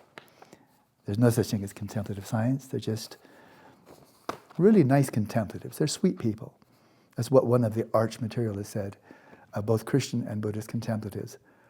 Well, the most you can say for them is they're pretty harmless. They're religious wars, but that was the last time you heard a contemplative war. the Sufis battling it out with Christian contemplatives, and the Theravadins raising up their arms to tackle the Dzogchembas. Down with the Dzogchembas, I've never heard of a contemplative war, because I don't think there are any. Religious wars, yeah. So what do we do with that? So those were not something to chuckle at and write off. So we have Shantideva coming here. We have half an hour, then we'll take a break. We come to the culmination of his text. The 10th chapter, Dedication of Merit, is kind of like a finish. But in terms of the bold statement, as he's going through each of the perfections, generosity, ethics, patience, etc., this monumental masterpiece, it still amazes me when I was just reading through some verses yesterday, a couple of days ago. We come to his grand finale, the 9th chapter, the wisdom chapter. And he begins by stating, and this is utterly in tune with all of the rest of Buddhism, Theravada and so forth, it's completely in accordance with. But he's speaking as a great authority for the Mahayana tradition. Shantideva writes, the sage, the Buddha, taught this entire system. And the system was, he's just laid out the whole of the Bodhisattva way of life, up to but not including Vipassana, the cultivation of the perfection of wisdom. But there it is. I mean, that's kind of like, that's Mahayana Buddhist practice. Up to but not including the cultivation of wisdom. But the sage taught this entire system, the whole of Mahayana Buddhism, for the sake of wisdom. It's all leading to this. Therefore, with the desire to ward off suffering, one should develop wisdom. So he's coming back to a fundamental desire of every sentient being throughout 2 trillion galaxies. Everyone. And I haven't checked it out myself, but I'm absolutely certain this is true. If they're sentient beings, it's kind of like basically a priori. If you're a sentient being, it means you're not only conscious. That would be a conscious being. But if you're a sentient being, this means you're not only conscious, but you have feelings. You have feelings. And that includes pain and pleasure. And there aren't any sentient beings who are indifferent about pain and pleasure. Certainly none that we know of. Not aphids, not bats, not lions, not leopards, not reptiles, not primitive human beings or sophisticated human beings. We all want to be free of suffering. That's what the Buddha fundamentally addresses, is what we've all cared about more than anything else. We don't want suffering for ourselves and anybody else we care about. For the Bodhisattva, that's everybody. For some people, it's only themselves. They're called sociopaths. For some people, it's only their families. I'll defend my family and kill anybody that gets in the way who endangers my family. And that means I'm a good father. I'll kill everybody, it doesn't matter how many people, to defend my family or my country. It doesn't matter whether we kill 34,000 of the opponent and lose only 1,000 or so of our side. That doesn't matter, because the other body count doesn't matter whether it's 34,000 or 60,000. Who cares? They are threatening my side. And how many of them die? Well, they started it. That's not a problem of just one country. I've lived through a couple of wars in the United States. 50,000 American, 500,000 Vietnamese. Oh, 500,000 by dropping more bombs on Hanoi than were dropped in the entirety of the Second World War. But they're just Vietnamese. They're Viet Cong. So this attitude is everywhere. We want to be free of suffering, but only for the people we care about. And the other ones, maybe it's better if they suffer more. Maybe if we wipe them all out entirely, that'd be good. Because then they won't be a problem anymore. So develop wisdom if you want to ward off your own and other suffering. He started with bodhicitta. He started with the cognitive, but he's ending on the cognitive. Because you can have all the bodhicitta in the world, but if it's not complemented with wisdom, you will never sever the root of suffering. And you must sever it to truth, not simply to being a good Buddhist and having all the right beliefs and get rewarded in the afterlife. So now, there he started. Okay, wisdom. Everything I wrote thus far is about this, developing wisdom. And his next verse, Eva and I are now using a new term.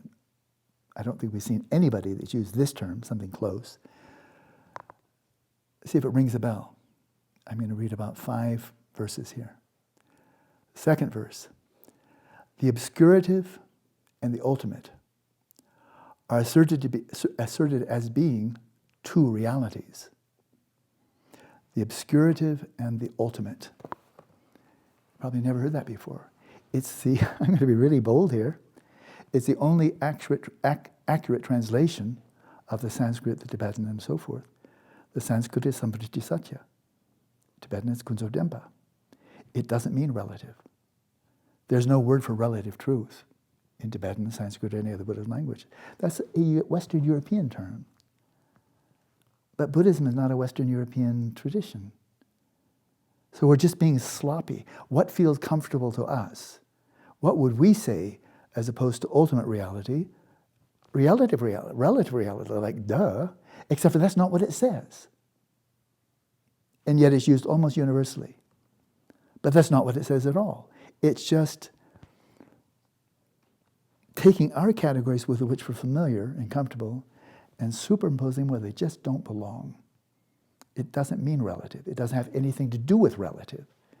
Samvritti means it, or gunzo dempa, it totally obscures. That's what it means. That's not open for debate. That's what it means. Gunzo dempa means totally obscurative. Obscurative means it obscures. And that's what the word has always meant. And nobody, with all the outstanding translators, some of my own teachers, nobody's translated that way. They're all saying relative, relative, relative. Or maybe conventional reality, but that's another term entirely. That's an accurate translation for another term, but it's not an accurate translation for Sampriti Satya at all. It doesn't mean that. So obscurative, why did Nagarjuna and Asanga and all the great philosophers since then, why did they say Sampriti Satya and then Paramata Satya? Well, the second one does mean ultimate, so that's fine. We're done, good. Paramata means ultimate. But Samvritya doesn't mean non-ultimate, it means obscurative. The Samvritya Satya, and it's not a truth. This is a simple point too. A statement is true or false. Mary either does or does not have a lamb. Statements are true or false. But this cup of water is not true or false. This cup of water is not a truth. The fact that I'm holding a cup of water in my hand, that's a truth. The statement that I'm still holding a cup of water in my hand is not a truth. It's a non-truth. Right? And yet we call them the two truths. Almost everybody has called them the two truths, or the four noble truths. They're not noble and they're not truths. There's nothing noble about suffering, and there's nothing noble about karma and klesha. But we just get into sloppy, mindless habits, we translators. It's the four Arya realities. Four Arya reality, the realities. Suffering is a reality, it's not a truth. And so this is an obscurative reality. It's a reality because it matters. And that is, if you've just broken your leg, that's an obscurative reality, and it really hurts. You can really hope you get a good doctor to heal your leg. Or if war is mounting and you're about to maybe have a nuclear exchange, that's a reality. You really hope it won't happen. It's not a truth, it's a reality. Statements are true or false. But an atom is not a truth, it's a reality. And the obscurative reality is this whole world of pratita sammanpada, where the whole world is a network, a matrix of causality, interdependence, right? And that's a reality. And why? Because we really care about it. It makes me hurt, it makes me happy. It leads to peace, it leads to misery and evil. This is reality that anybody denies they are psychotic. Because that's where we live. But it's called a reality because it matters. It's causal efficacy. They're cause and effect. Do this, and these were the consequences. Impact the environment in this way, and you and your children are going to really suffer for it. So stop doing that, unless you just don't care about your children anymore. And that's how we're behaving right now. Kids, whatever. That's what we're doing. We don't say that, but that's what we're doing. But it's called an obscurative reality, precisely that, because it obscures a deeper reality, which is right there where the obscurity reality is. It's not something off in some transcendent realm, like Nirvana land or something like that. The ultimate reality is right where the obscurative reality is, but it's obscured by this. So let's take a couple of examples. There's overwhelming evidence that consciousness and mental states don't arise from brain tissue. The idea that they do is simply silly. It's a categorical error to think that something non-physical arises from something physical. No physicist believes that. But the biologists, I guess they thought they could get away with it, and so far they have, as if the physicists aren't looking. But I've checked with physicists. Does it ever happen that a non-physical property emerges from a physical one? No. There are emergent properties. You want to give an example? Temperature, pressure, and entropy. Those are not qualities of individual atoms. But pressure, temperature, and entropy can be measured physically. They emerge from large bodies of molecules. They're not a property of any individual. Those are emergent properties. But physical arises from physical. And thoughts are not physical. Anybody who practices introspection knows that. Therefore, stop introspecting. You might blow the show. Make us all look like idiots. So introspection not allowed. Well, that's just turf. That's not science. So obscurative.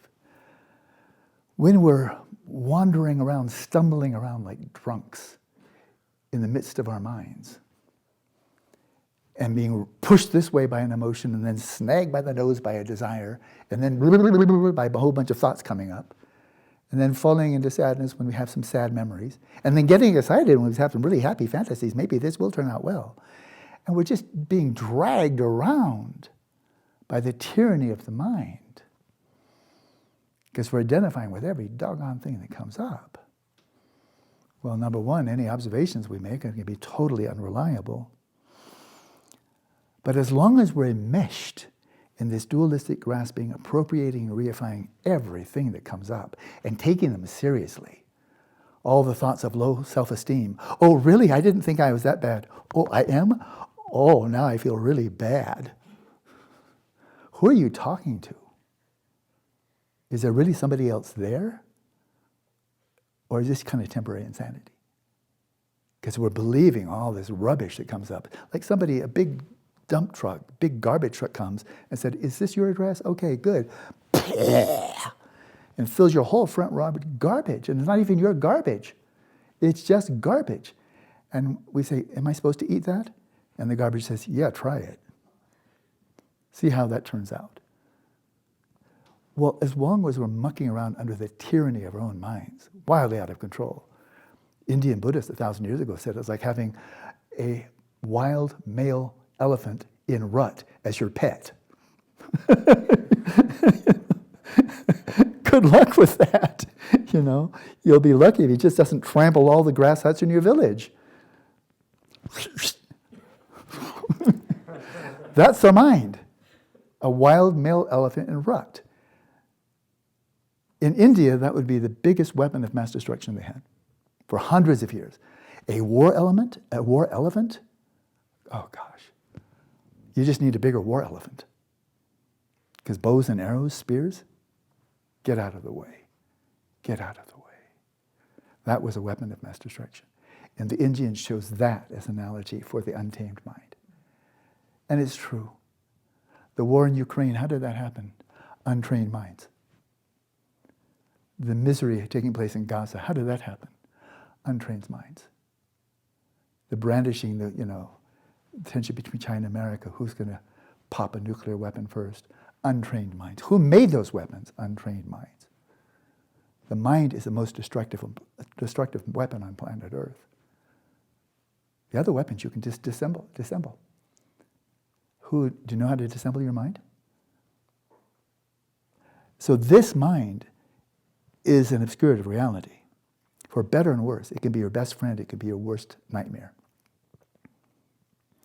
But it's a reality because, boy, the human mind can wreak so much havoc, so much misery in the world, and do so much good in the world, in terms of sheer brilliance, but also benevolence, and kindness, and philanthropy. It's always the mind behind it. It's never the brain. It's never the hands. But as long as we're enmeshed in the activities, it's called cognition, is the umbrella term for all the range of activities of the dualistic, confused, samsaric mind. As long as we're enmeshed there, we're living there in that bad neighborhood, then that mess, that jungle, which is a reality, of course, is arising in dependence upon the brain, that is obscuring a deeper reality. Can't even see it. It's an article of faith, belief, or disbelief. It's a substrate consciousness, let alone Buddha nature. But the substrate consciousness is not human. It's not conceptual. Doesn't have gender. Doesn't have a personal history. It's not human. Nor is it divine. Just a stream of consciousness. The Hindus call it jiva, atman. The Buddhists call it bhavanga. The Buddhists call it subtle stream of mental, continuum mental consciousness. Call it substrate consciousness. But it's real. Can tell that all of the world have discovered it. The neuroscience will be the last ones to discover it, like gazing west and waiting for the sun to rise. It's a reality, a painful reality. It's where the second Arya reality resides. So for all of our suffering is in the mind. Not in our genes, not God, not devils, not angels. But it obscures a deeper reality. Crystal clear, by nature blissful, non-conceptual and luminous. And it's relentless, it never stops. There's nothing you can do to make it disappear. Any more than you can make energy just vanish. Don't like it, energy be gone, poof. You can't poof it. Energy will always transform into either matter or energy. You can't make matter transform, poof, you can't do that either. They always transform, but you cannot conjure them up out of nothing, and you can't make them turn into nothing. It's called law of conservation, and the conservation of consciousness. You can do all kinds of things to it. The one thing you can't do is just make it stop, which is the desperate hope of everybody who commits suicide. Make it stop. And then they find only a matter of seconds, it didn't work. Bummer. There's no way out of reality. It's magnificent and it's utterly tragic. There's no easy escape. There isn't any escape that's easy. And no matter what you do, you can't make consciousness vanish. That's just a truth. Whether you believe it or not, kind of like that's your business, but it's just true. It's like believing in gravity or not. And so this is an obscurative reality that conceals the subtler reality of the substrate consciousness, which is conditioned, flows through time, is a repository, metaphorically speaking, of a myriad of memories and habitual propensities. And that is an obscurative reality, concealing a deeper one, and that, of course, is pristine awareness. So obscurative reality have to be taken seriously. There are said to be two types. Ultimate reality is not an object of cognition. Cognition by nature is dualistic. It's often translated as intellect, but it's not a good translation. It doesn't mean intellect. That's a narrow bracket. Cognition refers to the whole range of dualistic emotions and desires and thoughts and memories and so forth, all embedded in dualistic grasping, reification, and I am grasping. And the ultimate reality transcends that. It's above the pay grade of the ordinary dualistic mind, because you can't take emptiness over there and say, oh, look at emptiness, isn't that amazing? It's not within its scope. You have to transcend cognition to transcend obscurative reality. Just the breaks, that's the way it is. And so cognition is said to be obscurative. Cognition is how we navigate through life with our plans, hopes, fears, our occupations, our relationships, all driven by cognition. And it's trafficking in obscurative reality. In light of this, okay, we still have a few minutes, and enough to finish Shantideva for the time being. In light of this, people of the world are seen to be of two types. I bet you've never heard this one before. I have men and women, and blacks and whites, and Asians and Orientals and Occidentals. I just checked that one out. Occidentals and Orientals. We made up that one. Orientals are where the sun rises, Occidentals are where the sun sets. Okay, we have all of those categories. But here's another two categories you probably haven't encountered. In light of this, the people of the world are seen to be of two types, contemplatives and the ordinary people. That's another way of classifying. Contemplatives and the ordinary people. Scientists are not contemplatives. Therefore, they're ordinary people. Because scientists, whatever branch of science it is, their modus operandi, their method, is using cognition. It's not achieving shamatha. It's not going into the form realm. It actually doesn't entail any real training of the mind per se at all. Their minds are utterly undeveloped, which we can see science is amoral. You can be a terrible person and a brilliant scientist. You can't be a terrible person and a brilliant contemplative. It's impossible. So two types. Okay, contemplatives and ordinary people. The ordinary people of the world are superseded by the contemplatives of the world. The ordinary people of the world, including scientists and artists and magicians and farmers and goat herders and so forth, they have their views, ways of apprehending reality, thinking about reality, but whatever they see or think, they are superseded by the contemplatives of the world. Contemplatives have an elevated perspective that enables them to see reality as it is, and ordinary people do not. They may have some really bright ideas, but when they're home from the university, home from the lab, they're just Joe and Mary when they're back home. So I've met brilliant scientists, I've met some extremely wealthy people, I've met a few very, very politically powerful people, and I've met some very famous people. They're all ordinary. They're all totally ordinary. Same old mental afflictions, same old joys and sorrows. Nothing special. They're just very good at this, very good at that. They're very famous, they're very rich, very powerful. And at the end of the day, so what? Because whatever they acquire, they're going to lose. And it will all mean nothing at the end of the day. There'll be a very famous dead person. Except for, in the Buddhist view, there are no such thing as dead persons. Because by the time you're dead, you're no longer a person. You're a bardo being. If by person you mean human being. So it's kind of a cute little thing. There are no dead people as people and human beings. Because as soon as they're dead, they're no longer people. They're traveling into another dimension of existence, and they're not human anymore. And there's no telling when they'll be a human being another time. The contemplatives bring something with them, of value. And everybody else is ordinary. And whatever they've acquired, their fame, their reputation, their experiments, their discoveries, they're experiments and discoveries of dead people, but dead people don't even exist. Due to differences in their cognition, even contemplatives are refuted by successively higher ones, by means of analogies accepted by both parties, regardless of what they aim to prove. Now that is not a transparent sentence, but this chapter was not intended for beginners. He was a brilliant philosopher, a brilliant contemplative, and he was a Mahasiddha, Shantideva. So he was the whole shebang. He was a Mahasiddha and a Pandita, and he was a Bodhisattva. Doesn't get better than that unless you're simply a Buddha. But that's a good route to becoming a Buddha. So what he's saying here is that even contemplatives, you don't just jump from being an ordinary person to being an arhat, or an Arya Bodhisattva, or a Vidyadhara. You don't jump. It's called why there's a path. And along that path, you're bringing cognition with you for a long time, until finally you transcend it. But you're using your cognition, you're developing your intelligence along the path. And people, whether you're a Muslim or a Christian, a Buddhist, an atheist, what have you, people's cognitions vary. Their beliefs, their presumptions, assumptions, predilections, and so forth, they vary. So contemplatives do differ. But then he's saying, even contemplatives are refuted by successfully higher ones. And that is among contemplatives. There are more advanced and less advanced. And this is something that a casual onlooker doesn't get.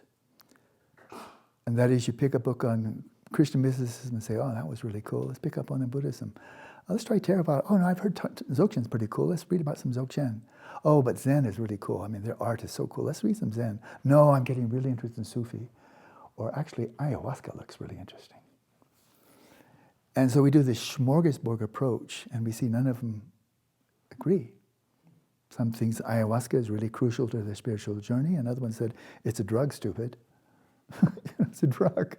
Just one more drug. The fact it's natural, who cares? Strychnine is natural too. You want to experiment with that? And so natural, so what? It's a psychedelic. And I've never believed that psychedelic experiences are the same as contemplative ones. I've never believed it. I've looked at the evidence. And having extraordinary experiences by way of psychedelics, I'll take an analogy, is like having a collection of postcards of Paris. And somebody can come over and look at your postcard collection, and you can tell them all kinds of things about Paris. Look, here's the Notre Dame, and here's this then, and here's this, and look, I know a lot about Paris. Let me show you some more postcards. And that person can talk a lot about Paris. And then there's a person who lives in Paris. And they'll say a lot of similar things. And one person doesn't know what they're talking about because there's only facsimiles of actually being in Paris. And psychedelic experiences are facsimiles, and they're cheap. $10 a tab. How much is some psilocybin or mescaline or what have you? What, $10? I don't know. I haven't been interested in more than 50 years. But it's cheap. It has nothing to do with ethics or training the mind. Nothing at all. It's a hop, skip, and a jump over to a psychedelic experience. And it's not transformative. Not like real contemplative training. So anybody believes otherwise, they're fine. They probably will continue believing, but I've seen no evidence to support that. And so among contemplatives, there are successfully higher ones. I'll just stick with what I know something about Indo-Tibetan Buddhism, including Theravada. And I'll be very brief because, I have one more minute, okay? I will wrap up quickly. With just the Indo-Tibetan tradition, there are different levels, philosophically and contemplatively. The Vaibhashika system is the entry level. It's like studying Galilean dynamics. That's prior to Newtonian mechanics. But he made a lot of very cool discoveries, Galileo did, with his unprecedented technology. It's not mechanics yet. He had no laws of nature. But he did make some very interesting discoveries, and that's dynamics. But then Newton saw farther than he did, much, much farther, with his calculus and so forth. Newton had a higher perspective than Galileo. But then James Clerk Maxwell in the 19th century had unprecedented insights into electromagnetism with his 4 equations. I spent 14 months at Amherst just studying those 4 equations. And that's further than Newton ever went. But then Einstein went beyond James Clerk Maxwell. No longer any absolute space and time. Einstein went further. But then Heisenberg and Niels Bohr and De Broglie and, right on to, contemporary quantum physicists. They have gone further than Niels Bohr and the founders of quantum mechanics. They're further. It's deeper insight. Their insights encompass the lower ones, but they transcend anything that was said before. Quantum cosmology, it transcends anything that Heisenberg or Schrödinger knew about. It transcends it. It's higher. So the higher can evaluate the lower, but the lower can't evaluate the higher. But if one was a very silly person, a country bumpkin, and went into a library, a big library, and said, I want to know about physics, and you pick up a book on Ptolemy, and then Niels Bohr, and then one by Aristotle, and then one by Lavoisier on chemistry, and then you pick up something by Christopher Fuchs on cubism, you'd see they all disagree with each other. They don't agree on anything. Some people believe in caloric and phlogiston, and Aristotle was very clear that everything goes around the earth. And Ptolemy too, he was an authority for 1400 years. They were very clear. And you look at this is a bunch of hodgepodge. Physics is a whole bunch of contradictory views. This isn't science, this is just a bunch of guys with their opinions. And it was the same thing for biology, and same thing for chemistry and astronomy. If you just kind of picked them helter-skelter from the library. And that's what people do when they look into mysticism. Let's try a little bit of Zen. Let's try a bit of ayahuasca. Let's try Sufi and so forth. They all disagree. But if you focus on one discipline, one tradition like Indo-Tibetan Buddhism, you see Sautrantika is further than Vaibhashika. And the meditative practices they're doing with it, this is more advanced. Chittamatra goes beyond Sautrantika. There's no question about it, if you understand it. They really mow down Sautrantika. But the Madhyamaka, they completely pull the rug out of Chittamatra. And there's no higher philosophical system in the Buddhist tradition, according to many scholars.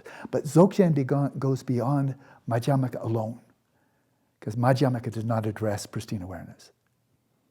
Dzogchen goes beyond that, and that's why it's called the Great Perfection, because it encompasses all the systems that are at a lower level. Now, the lower level people don't necessarily agree, but that doesn't matter, because this is still true, because these people know everything the other ones do, but these people don't know what the people on the top of the mountain do know, and that's a hierarchy. And Christopher Fuchs knows more about quantum mechanics than Niels Bohr.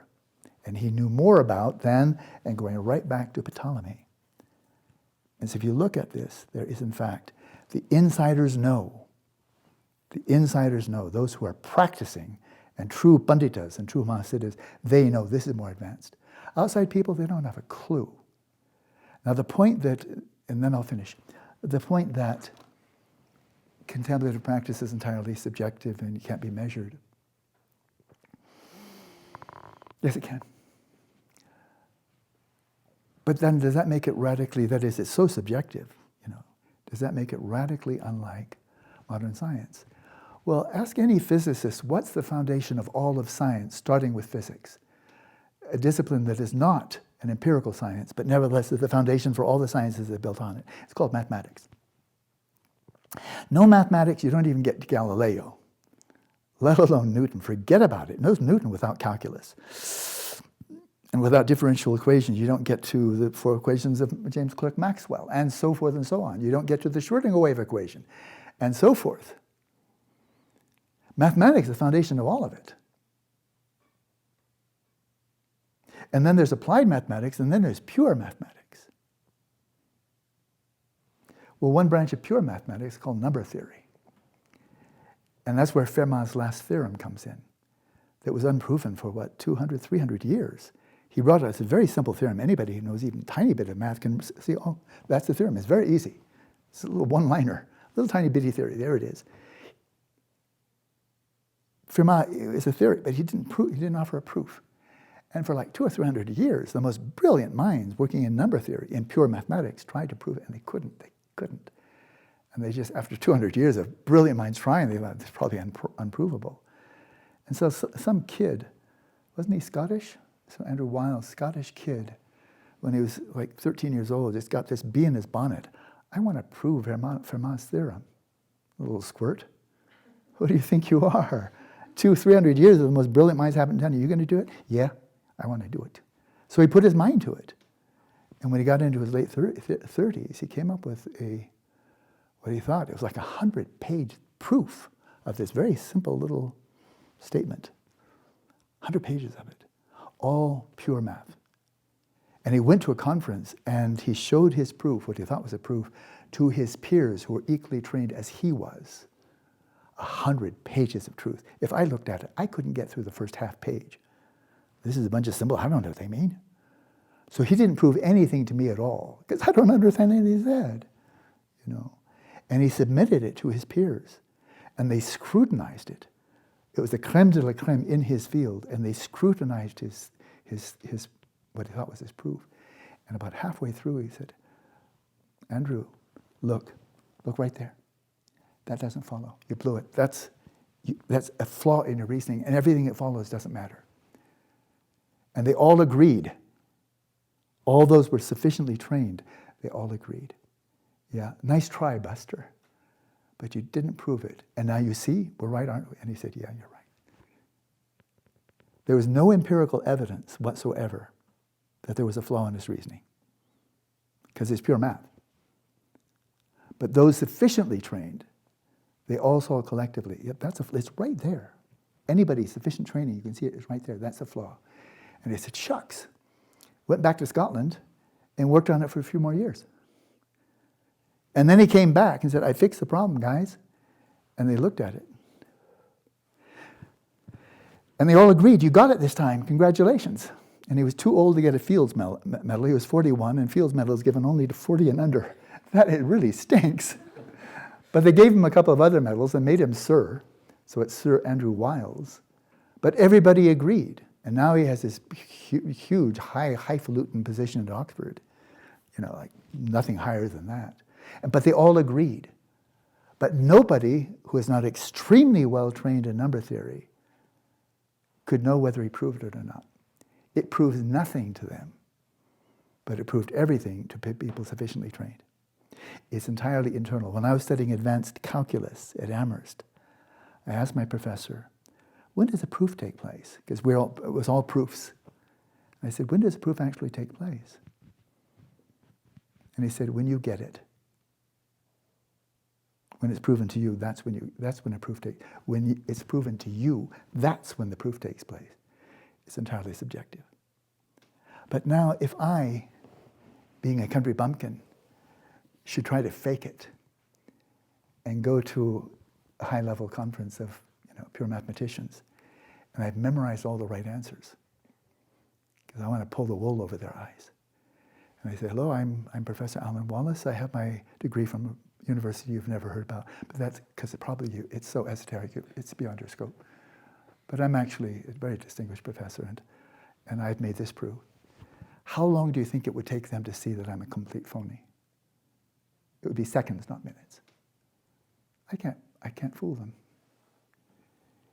If you're making phony claims about your contemplative realization, and you go to somebody like Gyatso Rinpoche, Dingo Khyentse Rinpoche, or as one person came to Geshe Rabten, I was with him, I was translating for him, and he came to Geshe Rabten and he said, Geshe, this is way back in 1975, Geshe, I've realized Sambhogakaya.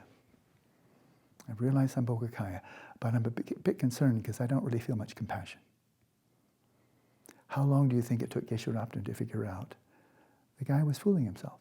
I don't think he was lying, but he was fooling himself. And he said, what should I do, Geshe? And Geshe said, head out the front door and then take a right. That's all he had to say to him. It was a very polite way of saying, you're wasting my time, go away. Because I know that you're so confused, but you're not open to being corrected. And so the point here is simple. Pure math is completely subjective, but as intersubjectively can be corroborated or refuted. Contemplative realizations are completely subjective. But are you a bodhisattva or are you not? Have you realized emptiness or not? Have you achieved shamatha or have you not? Have you realized pristine awareness or not? Have you achieved the state of regeneration or not? Have you achieved? And for a lot of these higher ones, there's cities that go right along with them. Those are measurable. But even without the cities, contemplatives recognize contemplatives, and it is intersubjectively can be validated or repudiated, just like in pure math. But it doesn't stop there. If a neuroscientist makes some brilliant discovery, how many people can confirm whether it's an actual discovery or whether it's a mistake? The general public, you want to publish that in the New York Times and have it hold a vote to the readers of the New York Times? It looks pretty good to me. I'm going to say yes. Everybody else's vote doesn't count. The general public's vote doesn't count. The only people whose vote counts is comparably trained neuroscientists. Not chemists, not physicists, not biologists, not philosophers. So it's true for all branches of advanced science. When you say it can be confirmed or repudiated by a third person, a very tiny niche of the human population counts, and everybody else doesn't count at all. So it's not like, oh, third person or not.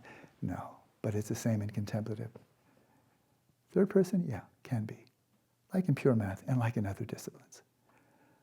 The higher can evaluate the lower can't evaluate the higher. So I think that's it. We went on a bit long. But all of this is not to refute somebody else.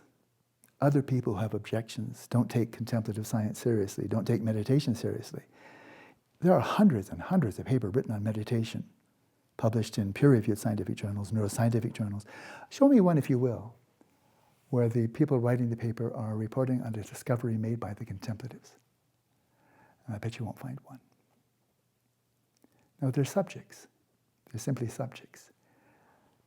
And they're having really nice experiences, or they're having bad experiences, or they're generating a lot of alpha, or they're experiencing, their immune system went up, and the endocrine system was blah, blah, blah, blah, blah. But hardly anybody in the field, and I know a number of the top people in the field, hardly any of them actually takes meditation seriously as an avenue for knowledge. that might actually challenge so-called knowledge by the neuroscientists and psychologists. We're still so ethnocentric, so myopic, that we haven't recognized that, at least in the Hindu tradition and the Buddhist tradition, meditation is above all for wisdom, which is accrued by way of knowledge, which is made by discoveries, which are replicable and intersubjectively verifiable. And we've watered down vipassana to just bare attention, which a frog can practice. A frog sitting on a log, practicing open presence, and a fly goes by. Practicing vipassana? Really? You can be a frog and practice the pinnacle of the sixth perfection by just sitting there with open presence? We've cheapened it and stupefied it, so dumbed down. And I know it's helpful for people, but this isn't Buddhist meditation. Buddhist meditation culminates in the cultivation of wisdom by way of insight and knowledge.